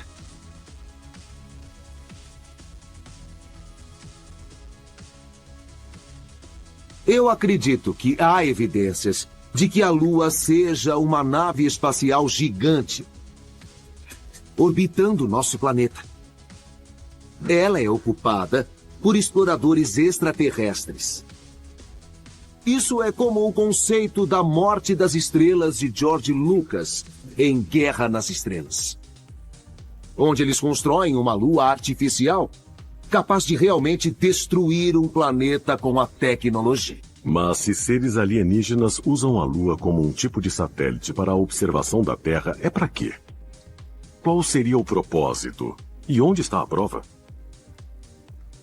Eles gostariam de nos ver evoluir, sabe? Eles são grandes mestres, grandes avatares. Eles são grandiosos e nós também.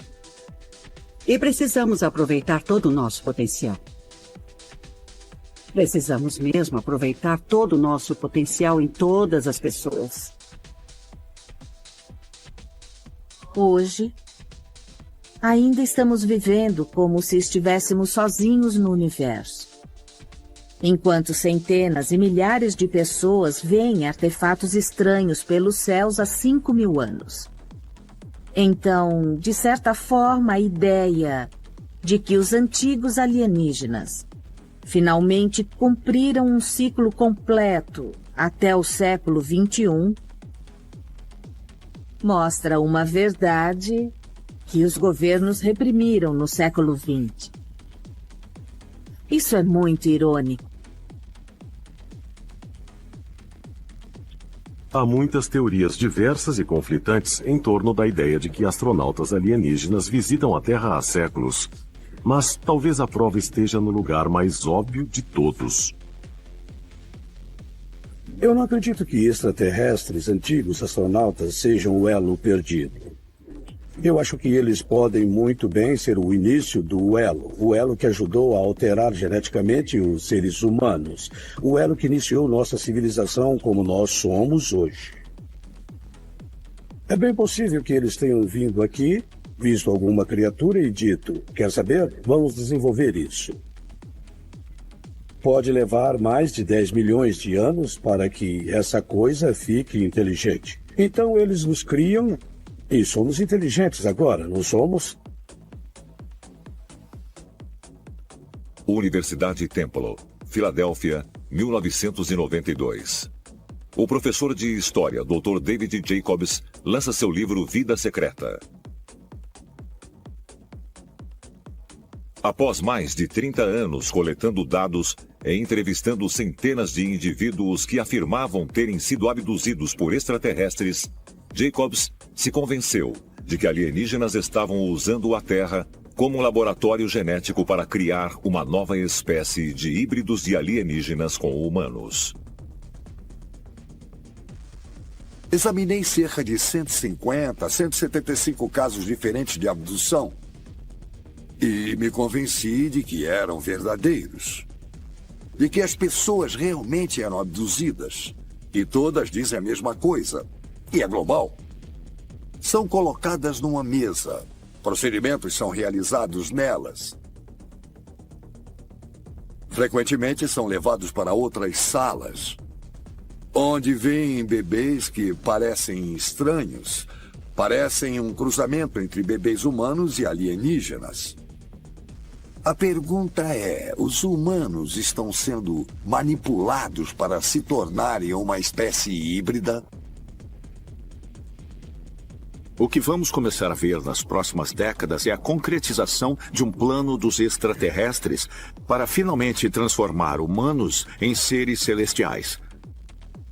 A meta final é nos tornar mais capazes para viajar no espaço e para voltar às estrelas. Estamos sendo substituídos por uma totalmente nova espécie hibridizada. O que isso nos diz? Pode ser que extraterrestres estejam envolvidos no processo, promovendo essa mudança genética através do contato, através do trabalho genético que estão fazendo. Milhões de pessoas relatam ter sido abduzidas. Não podem estar todas erradas. Algo está acontecendo com essas pessoas. E se você supor por um minuto que podemos ser o tubo de ensaio do universo, onde eles experimentam e geneticamente manipulam e mudam as coisas, é muito possível que o experimento continue. Crianças estão mudando. São mais inteligentes, mais maduras, crescem bem mais rápido do que nós quando éramos crianças. Como será daqui a 50 anos ou daqui a 100 anos? Ninguém é capaz de dizer. Alguns pesquisadores sugerem que essas descobertas recentes podem requerer uma reformulação da teoria da evolução de Darwin, proposta pela primeira vez em 1859. Em sua obra A Origem das Espécies, Darwin lançou as bases da teoria da evolução ao propor que mudanças graduais entre gerações, ocorrendo devido à seleção natural, resultaria na modificação das espécies existentes. A comunidade científica explica tudo com base simplesmente na seleção natural. Tudo foi feito por Deus. E se essa força externa, e se ela existiu de fato, ela poderia ter sido extraterrestre?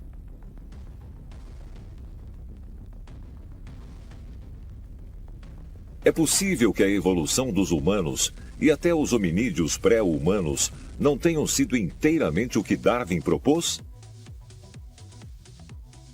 Haveria uma explicação ainda mais profunda para as diferentes espécies de hominídeos inteligentes que outrora existiram na Terra? Talvez pistas possam ser encontradas explorando os detalhes contidos em algumas das mais antigas histórias da criação da humanidade. Os textos sumérios falam de humanos deformados, criados por Enki e a deusa-mãe Nicursag, durante seus esforços de moldar uma pessoa perfeita.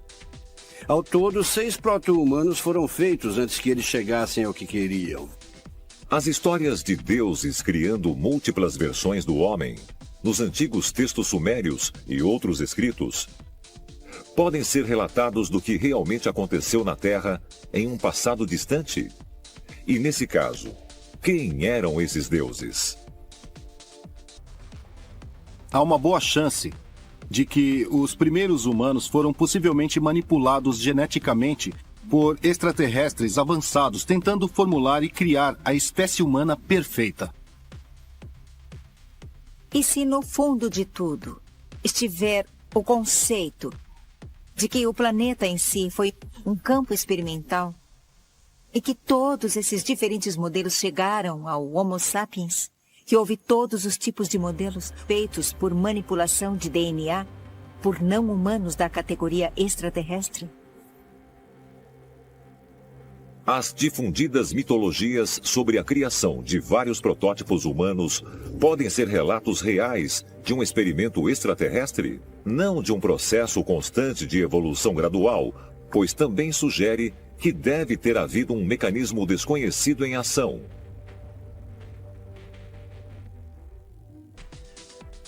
Nós não temos as mudanças passo a passo que esperávamos encontrar. Então precisamos perguntar, existe mesmo a lenta evolução aleatória ou há saltos repentinos, em que, de repente, assim do nada, nasce um novo tipo de espécie que acabou de sair de uma incubadora? Então, é como se nós tivéssemos diferentes espécies de humanos, sendo desenvolvidos isoladamente em diferentes partes do mundo.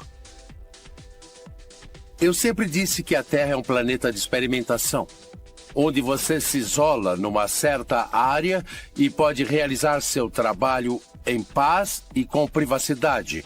E não há razão para eles não fazerem a mesma coisa aqui, em vez de simplesmente pegar pessoas e levá-las para um planeta diferente e mexer com elas como acho que fazem. Se você apoia a hipótese do zoológico, que sugere que o planeta inteiro não é nada mais que um experimento para entidades extraterrestres, então precisa se perguntar: isso pode ser um experimento de extraterrestres em que, no final, só o Homo sapiens sobreviveu? Áreas remotas do globo podem ter servido como incubadoras extraterrestres para o desenvolvimento de proto-humanos? Nesse caso, o experimento foi erradicado para abrir espaço para o crescimento do Homo sapiens. Talvez mais pistas possam ser encontradas examinando de perto nosso primo evolucionário mais próximo, o Neandertal. Arqueólogos descobriram um túmulo pré-histórico contendo 3 indivíduos enterrados lado a lado com os braços cruzados de modo ritualista. Devido ao tipo de enterro, os arqueólogos supuseram que os restos eram humanos. Mas, para sua surpresa, descobriram que, na verdade, eram nossos primos evolucionários, os Neandertais. É preciso bastante imaginação para preparar os mortos. Sugere algum tipo de noção de uma vida no além. Quando existe isso, geralmente há uma noção de uma divindade de algum tipo. Há um pensamento religioso razoavelmente complicado, sugerindo que os Neandertais tinham capacidade para o raciocínio simbólico e a formação de cultura. Isso sugere um nível de civilização, ou pelo menos uma protocultura mais avançada do que costumávamos pensar. Os Neandertais, infelizmente, devido às primeiras descobertas, os fizeram parecer homens das cavernas brutos, não inteligentes, muito diferentes de nós. Eles eram mais baixos e mais troncudos, mas tinham cérebros imensos.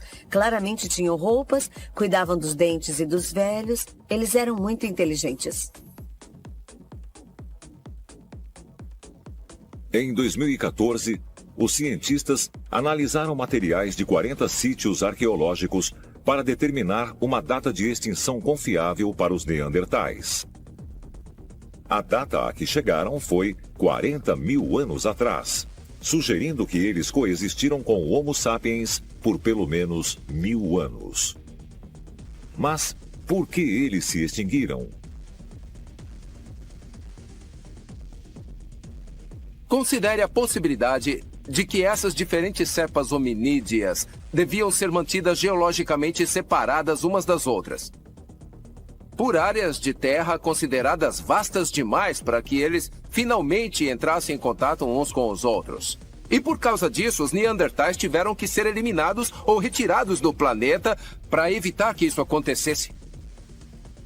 Quando lemos textos antigos, particularmente textos religiosos de milênios atrás, o que encontramos é a ideia dos deuses ou de um deus querendo criar um homem que fosse puro, fisicamente e moralmente.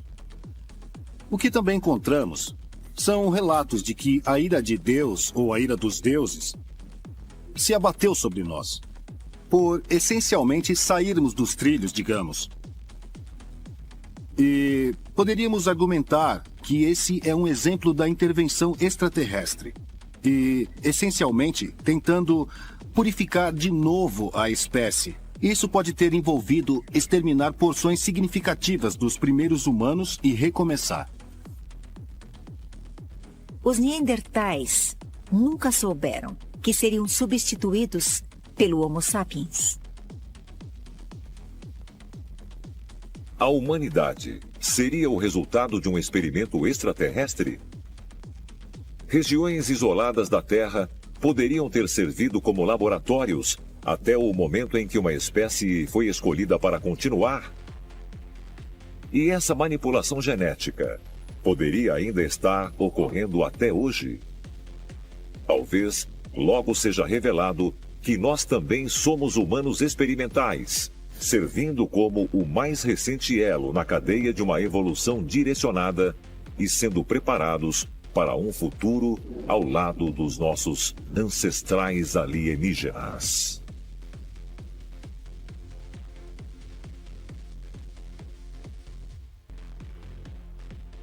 A teoria é tão simples e potencialmente devastadora que os cientistas estão confusos e buscando proteção. A verdadeira questão existe. Quem está no comando do mundo? Nós ou os trilhões e trilhões com os quais convivemos e que podem ter uma participação mais próxima em nossas vidas como nunca tínhamos pensado? Será possível que estejamos sendo preparados para algo que vai afetar a Terra como uma civilização global? De certa forma, é muito importante que sejamos fortes o bastante para conseguirmos lidar com algo que esteja vindo na nossa direção. Quanto mais soubermos todos os detalhes, mais assustadores são os pensamentos sobre o que está vindo a seguir. O relógio começa quando ataca. E não sabemos quanto tempo ele está nos dando. Esse é o medo do futuro. Muitos cientistas, inclusive o famoso físico teórico Stephen Hawking, acreditam que os alienígenas podem ser uma ameaça e sugerem que evitemos o contato, se possível. Se os extraterrestres forem agressivos ou guerreiros e chegarem aqui, será um caso em que a resistência será inútil? Como acabar com a vida no planeta Terra? Isso é fácil, simples. Sem OVNIs, nem raios zumbindo nos céus, sem explosões, sem prédios desabando. Nada disso. Podemos fazer isso porque os alienígenas não poderiam. Pensar que seríamos capazes de criar algum tipo de mecanismo de defesa ou ter defesas contra seres que viajam pelo espaço é ridículo. Quer venham como amigos ou inimigos, se os extraterrestres pousarem nos Estados Unidos, é possível que sejam saudados por militares usando roupas de isolamento e fazendo testes para vírus perigosos ou radiação. Muitos teóricos suspeitam que o próximo passo do governo seria esconder a visita. Eles citam como evidência um avistamento que aconteceu em Washington em 1952. Diante dos olhos do mundo inteiro, um esquadrão, uma formação de OVNIs voou sobre Washington e lutou com nossos caças F-93. O general Sanford, voluntário e deliberadamente, talvez instruído por Harry Truman, que era o presidente, mentiu para o povo americano. Nós recebemos e analisamos cerca de 1.000 ou 2.000 relatos. Dessa grande massa de relatos, nós pudemos adequadamente explicar a grande maioria deles. O próprio capitão Ruppel, em seu livro sobre discos voadores, disse que Sanford mentiu. Temos a carta da Força Aérea para Tim Condon dizendo: eram 6 OVNIs. Então, os OVNIs vieram para a Terra em pleno dia, se manifestaram e se mostraram? Sim. Nós os vimos? Sim. Havia um protocolo para essa situação? Sim. Esse protocolo era negar. O medo da rejeição ou do ridículo faz com que muitos cientistas permaneçam ocultos. Nossos melhores cientistas que se comunicam uns com os outros em todo o mundo têm regras de protocolo, que incluem: não podem demonstrar que são religiosos, não podem acreditar em discos voadores e certamente não andam com alguém que acredite em discos voadores. Mas tudo acontece atrás de portas fechadas, porque ninguém deseja atrair atenção para isso. Você sabe que eles compreendem que existe uma punição associada a esse tipo de pesquisa e por causa disso tudo é feito por baixo dos panos. Ser bloqueado e impedido por medo das opiniões alheias me parece errado. Podemos especular se existe vida fora deste planeta. Podemos especular se, por acaso, aconteceram contatos com outras civilizações. Por que não? Os alienígenas estão realmente entre nós e fizeram o possível para se ocultar durante milhares de anos. Será que irão revelar sua presença?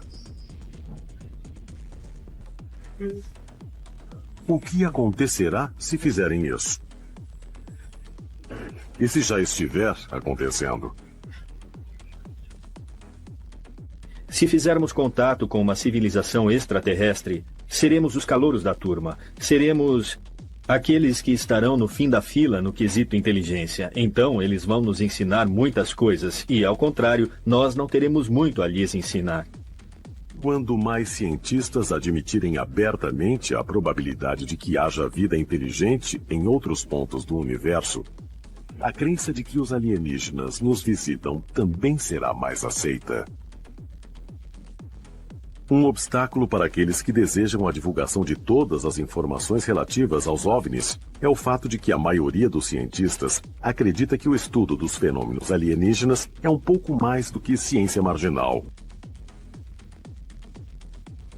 Então, agora, segundo pesquisas recentes da Gallup e também da Roper, mais de 50% dos americanos acreditam que os discos voadores existem.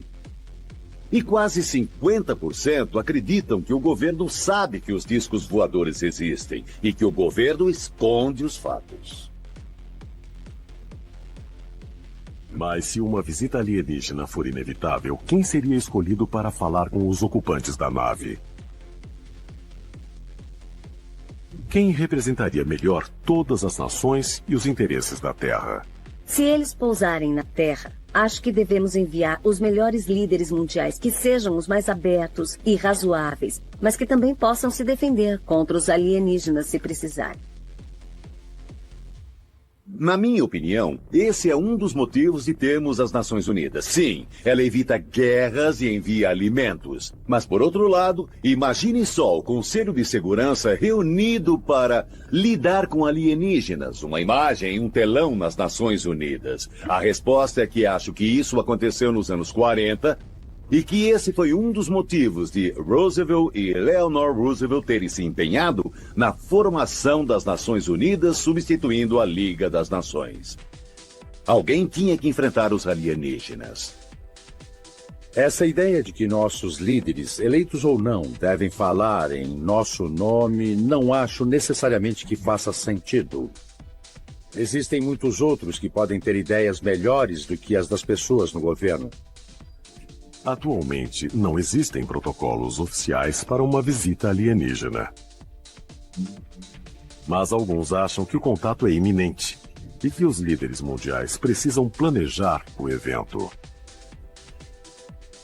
Não estamos sós no universo. Nós temos amigos e parentes nas outras galáxias. E temos que cumprir a tarefa de um modo ou de outro. Fazer o trabalho e chegar ao ponto em que consideramos os detalhes práticos da interação com esses amigos e vizinhos do espaço. Quem é responsável por esse relacionamento? Bom, não é o Departamento de Estado, nem as Nações Unidas. Acho que esse é um problema e que precisa haver um esforço diplomático para fazer contato com essas civilizações interestelares de um modo que pessoas sábias sejam encarregadas disso. Mesmo que não se acredite em extraterrestres, que se considere que a possibilidade de uma visita alienígena seja muito pequena, as consequências, se isso acontecer, são enormes e, portanto, é prudente ter algo planejado.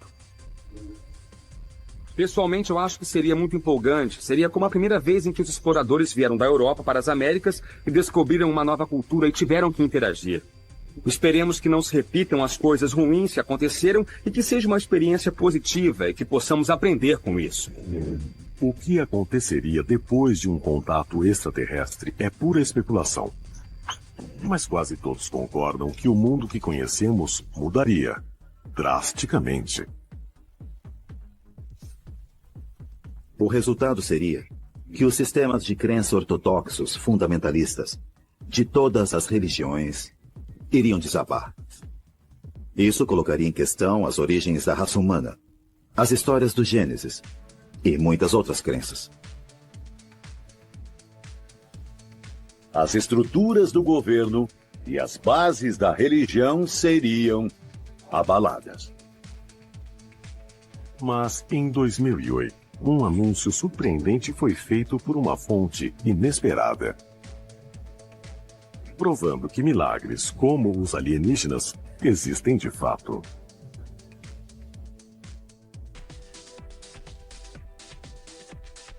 Qual seria a reação atual se os extraterrestres realmente chegassem à Terra e nos contatassem? Muitos livros e filmes de ficção científica retratam os alienígenas vindo para nos alertar ou nos destruir. Desde os anos 60, as pessoas pensam: bom, o que faremos? Teremos um cenário como o dia em que a Terra parou. Se os alienígenas vierem, eles virão nos avisar de um perigo iminente? Eles virão nos atacar como os marcianos em A Guerra dos Mundos? Bom, a resposta é mais complicada do que parece. Não é só alguém pousando e dizendo: leve-me a seu líder.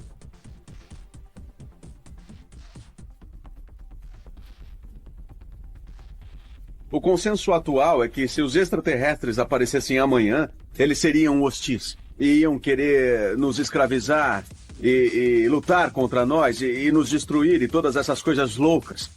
Na minha opinião, não seria assim. Porque qualquer civilização que domine as viagens no espaço interestelar seria benevolente, com uma sociedade tecnologicamente menos avançada. Por que houve tantos avistamentos depois de Roswell? Será a coincidência? Ou a crença crescente em alienígenas incentiva aqueles que antes teriam medo do ridículo e não falariam? Talvez haja outra razão. Os avistamentos podem ter aumentado porque houve de fato um aumento nas visitas alienígenas desde o início da era espacial. Existiam muitas histórias de OVNIs e alienígenas antes disso e muitos avistamentos.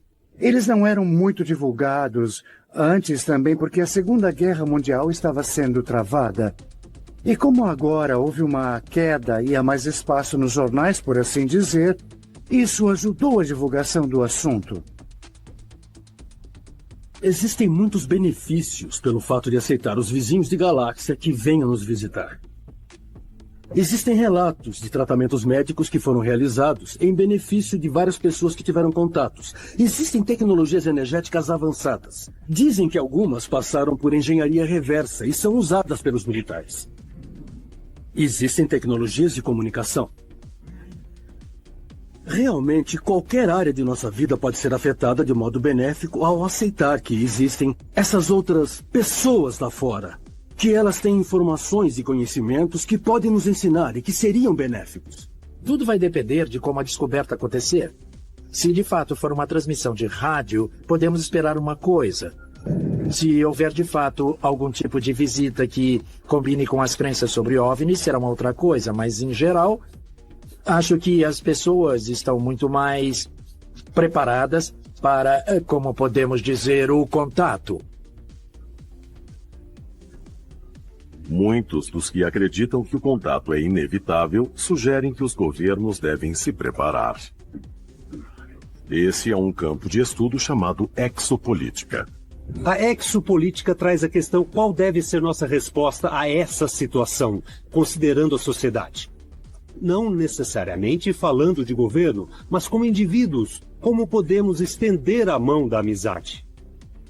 A exopolítica tem sido um movimento básico das pessoas preocupadas com essa questão e com informações sobre o assunto OVNIs, e também querem ajudar a organizar as pessoas localmente para levar as informações aos governos e fazer uma grande mudança acontecer. Mas, se formos amigáveis, o que garante que receberemos o mesmo em troca? Estamos vivendo em um mundo em que até o governo e as autoridades policiais dizerem que aconteceu, afirmarem na televisão, rádio e na imprensa, o fato acaba não acontecendo. Porque eles sabem como controlar a mídia. Parece haver um esforço combinado para realmente encobrir evidências de que os alienígenas têm visitado e interagido com humanos por milhares de anos. Parece mesmo haver algum tipo de encobrimento internacional ocorrendo. Evidências tangíveis de algum tipo de nave nos céus que possivelmente não é deste mundo. Este é um fenômeno global. Nós estamos sendo visitados por extraterrestres. Eu acho que nós chegamos ao ponto em que somos capazes de aceitar e interagir com extraterrestres. Está lá fora. Se procurar por evidências, elas estão lá. Durante milhares de anos temos imaginado se estamos sozinhos no universo. Mas formas de vida alienígenas poderiam estar entre nós esse tempo todo. Se as incontáveis bactérias mortais estão vindo para a Terra de outros mundos, esta seria a prova que precisamos de que existe vida em outros planetas? Poderia ser apenas coincidência que essas formas de vida tenham feito contato conosco na forma de pestes e epidemias? Ou existe uma outra inteligência alienígena atuando? Uma inteligência que busque reduzir os nossos números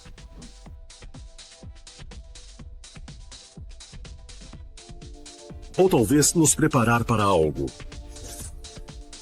Se assim for, o quê? E quando?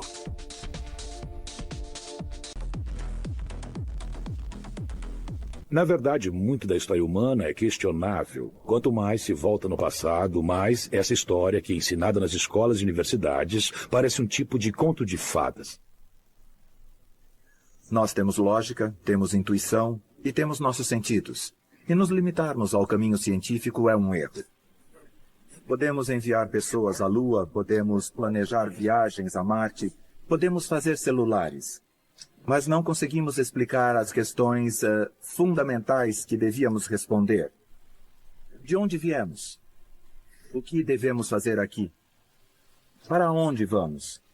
Nós realmente não temos respostas e não sabemos mais do que os ancestrais que tentamos explicar. Explorar a teoria dos astronautas do passado é a busca essencial para descobrir de onde viemos, como tudo começou e, o mais importante, quem nós somos. E a teoria dos astronautas do passado é capaz de responder todas essas perguntas.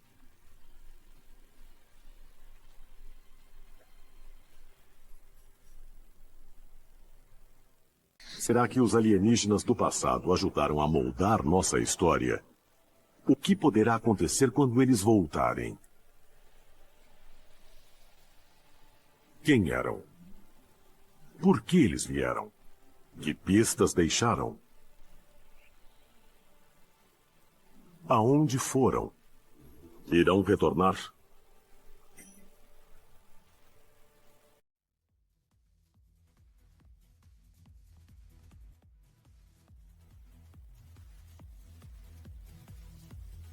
Milhões de pessoas em todo o mundo acreditam que fomos visitados por seres extraterrestres no passado.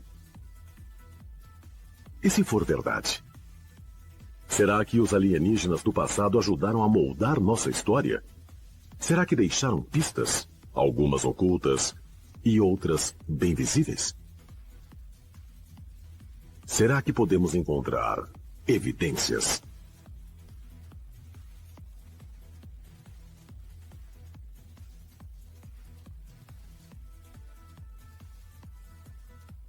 E chegamos ao fim de mais um Alienígenas, desvendando os maiores segredos do planeta Terra. Olá, amigos do YouTube! Gostaria de pedir um pequeno favor a vocês. Se possível, deixem um like nesse vídeo, compartilhem esse vídeo nas redes sociais. Sempre teremos vídeos novos toda semana, então deixe seu comentário também.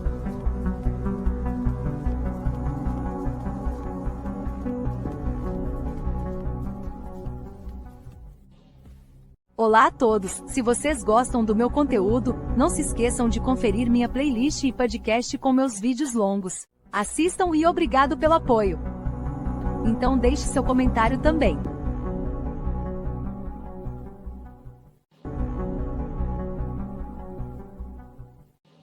Eu só queria aproveitar um momento para expressar minha gratidão a todos vocês que reservaram um tempo para assistir meu último vídeo. Seu apoio significa o mundo para mim. Se você gostou do vídeo e o achou valioso, poderia pedir que considere compartilhá-lo com seus amigos e familiares no WhatsApp? E ajudaria a divulgar o conteúdo que estou criando. Além disso, não se esqueça de deixar um comentário aqui no YouTube me contando a sua opinião. Seu feedback é extremamente valioso e me ajuda a melhorar o conteúdo futuro.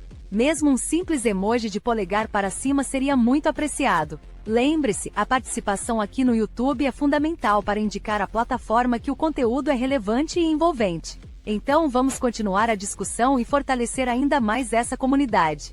Mais uma vez, muito obrigado a todos pelo apoio. Vocês são a razão pela qual adoro criar conteúdo e mal posso esperar para continuar essa jornada com todos vocês. Vamos espalhar positividade e inspiração juntos.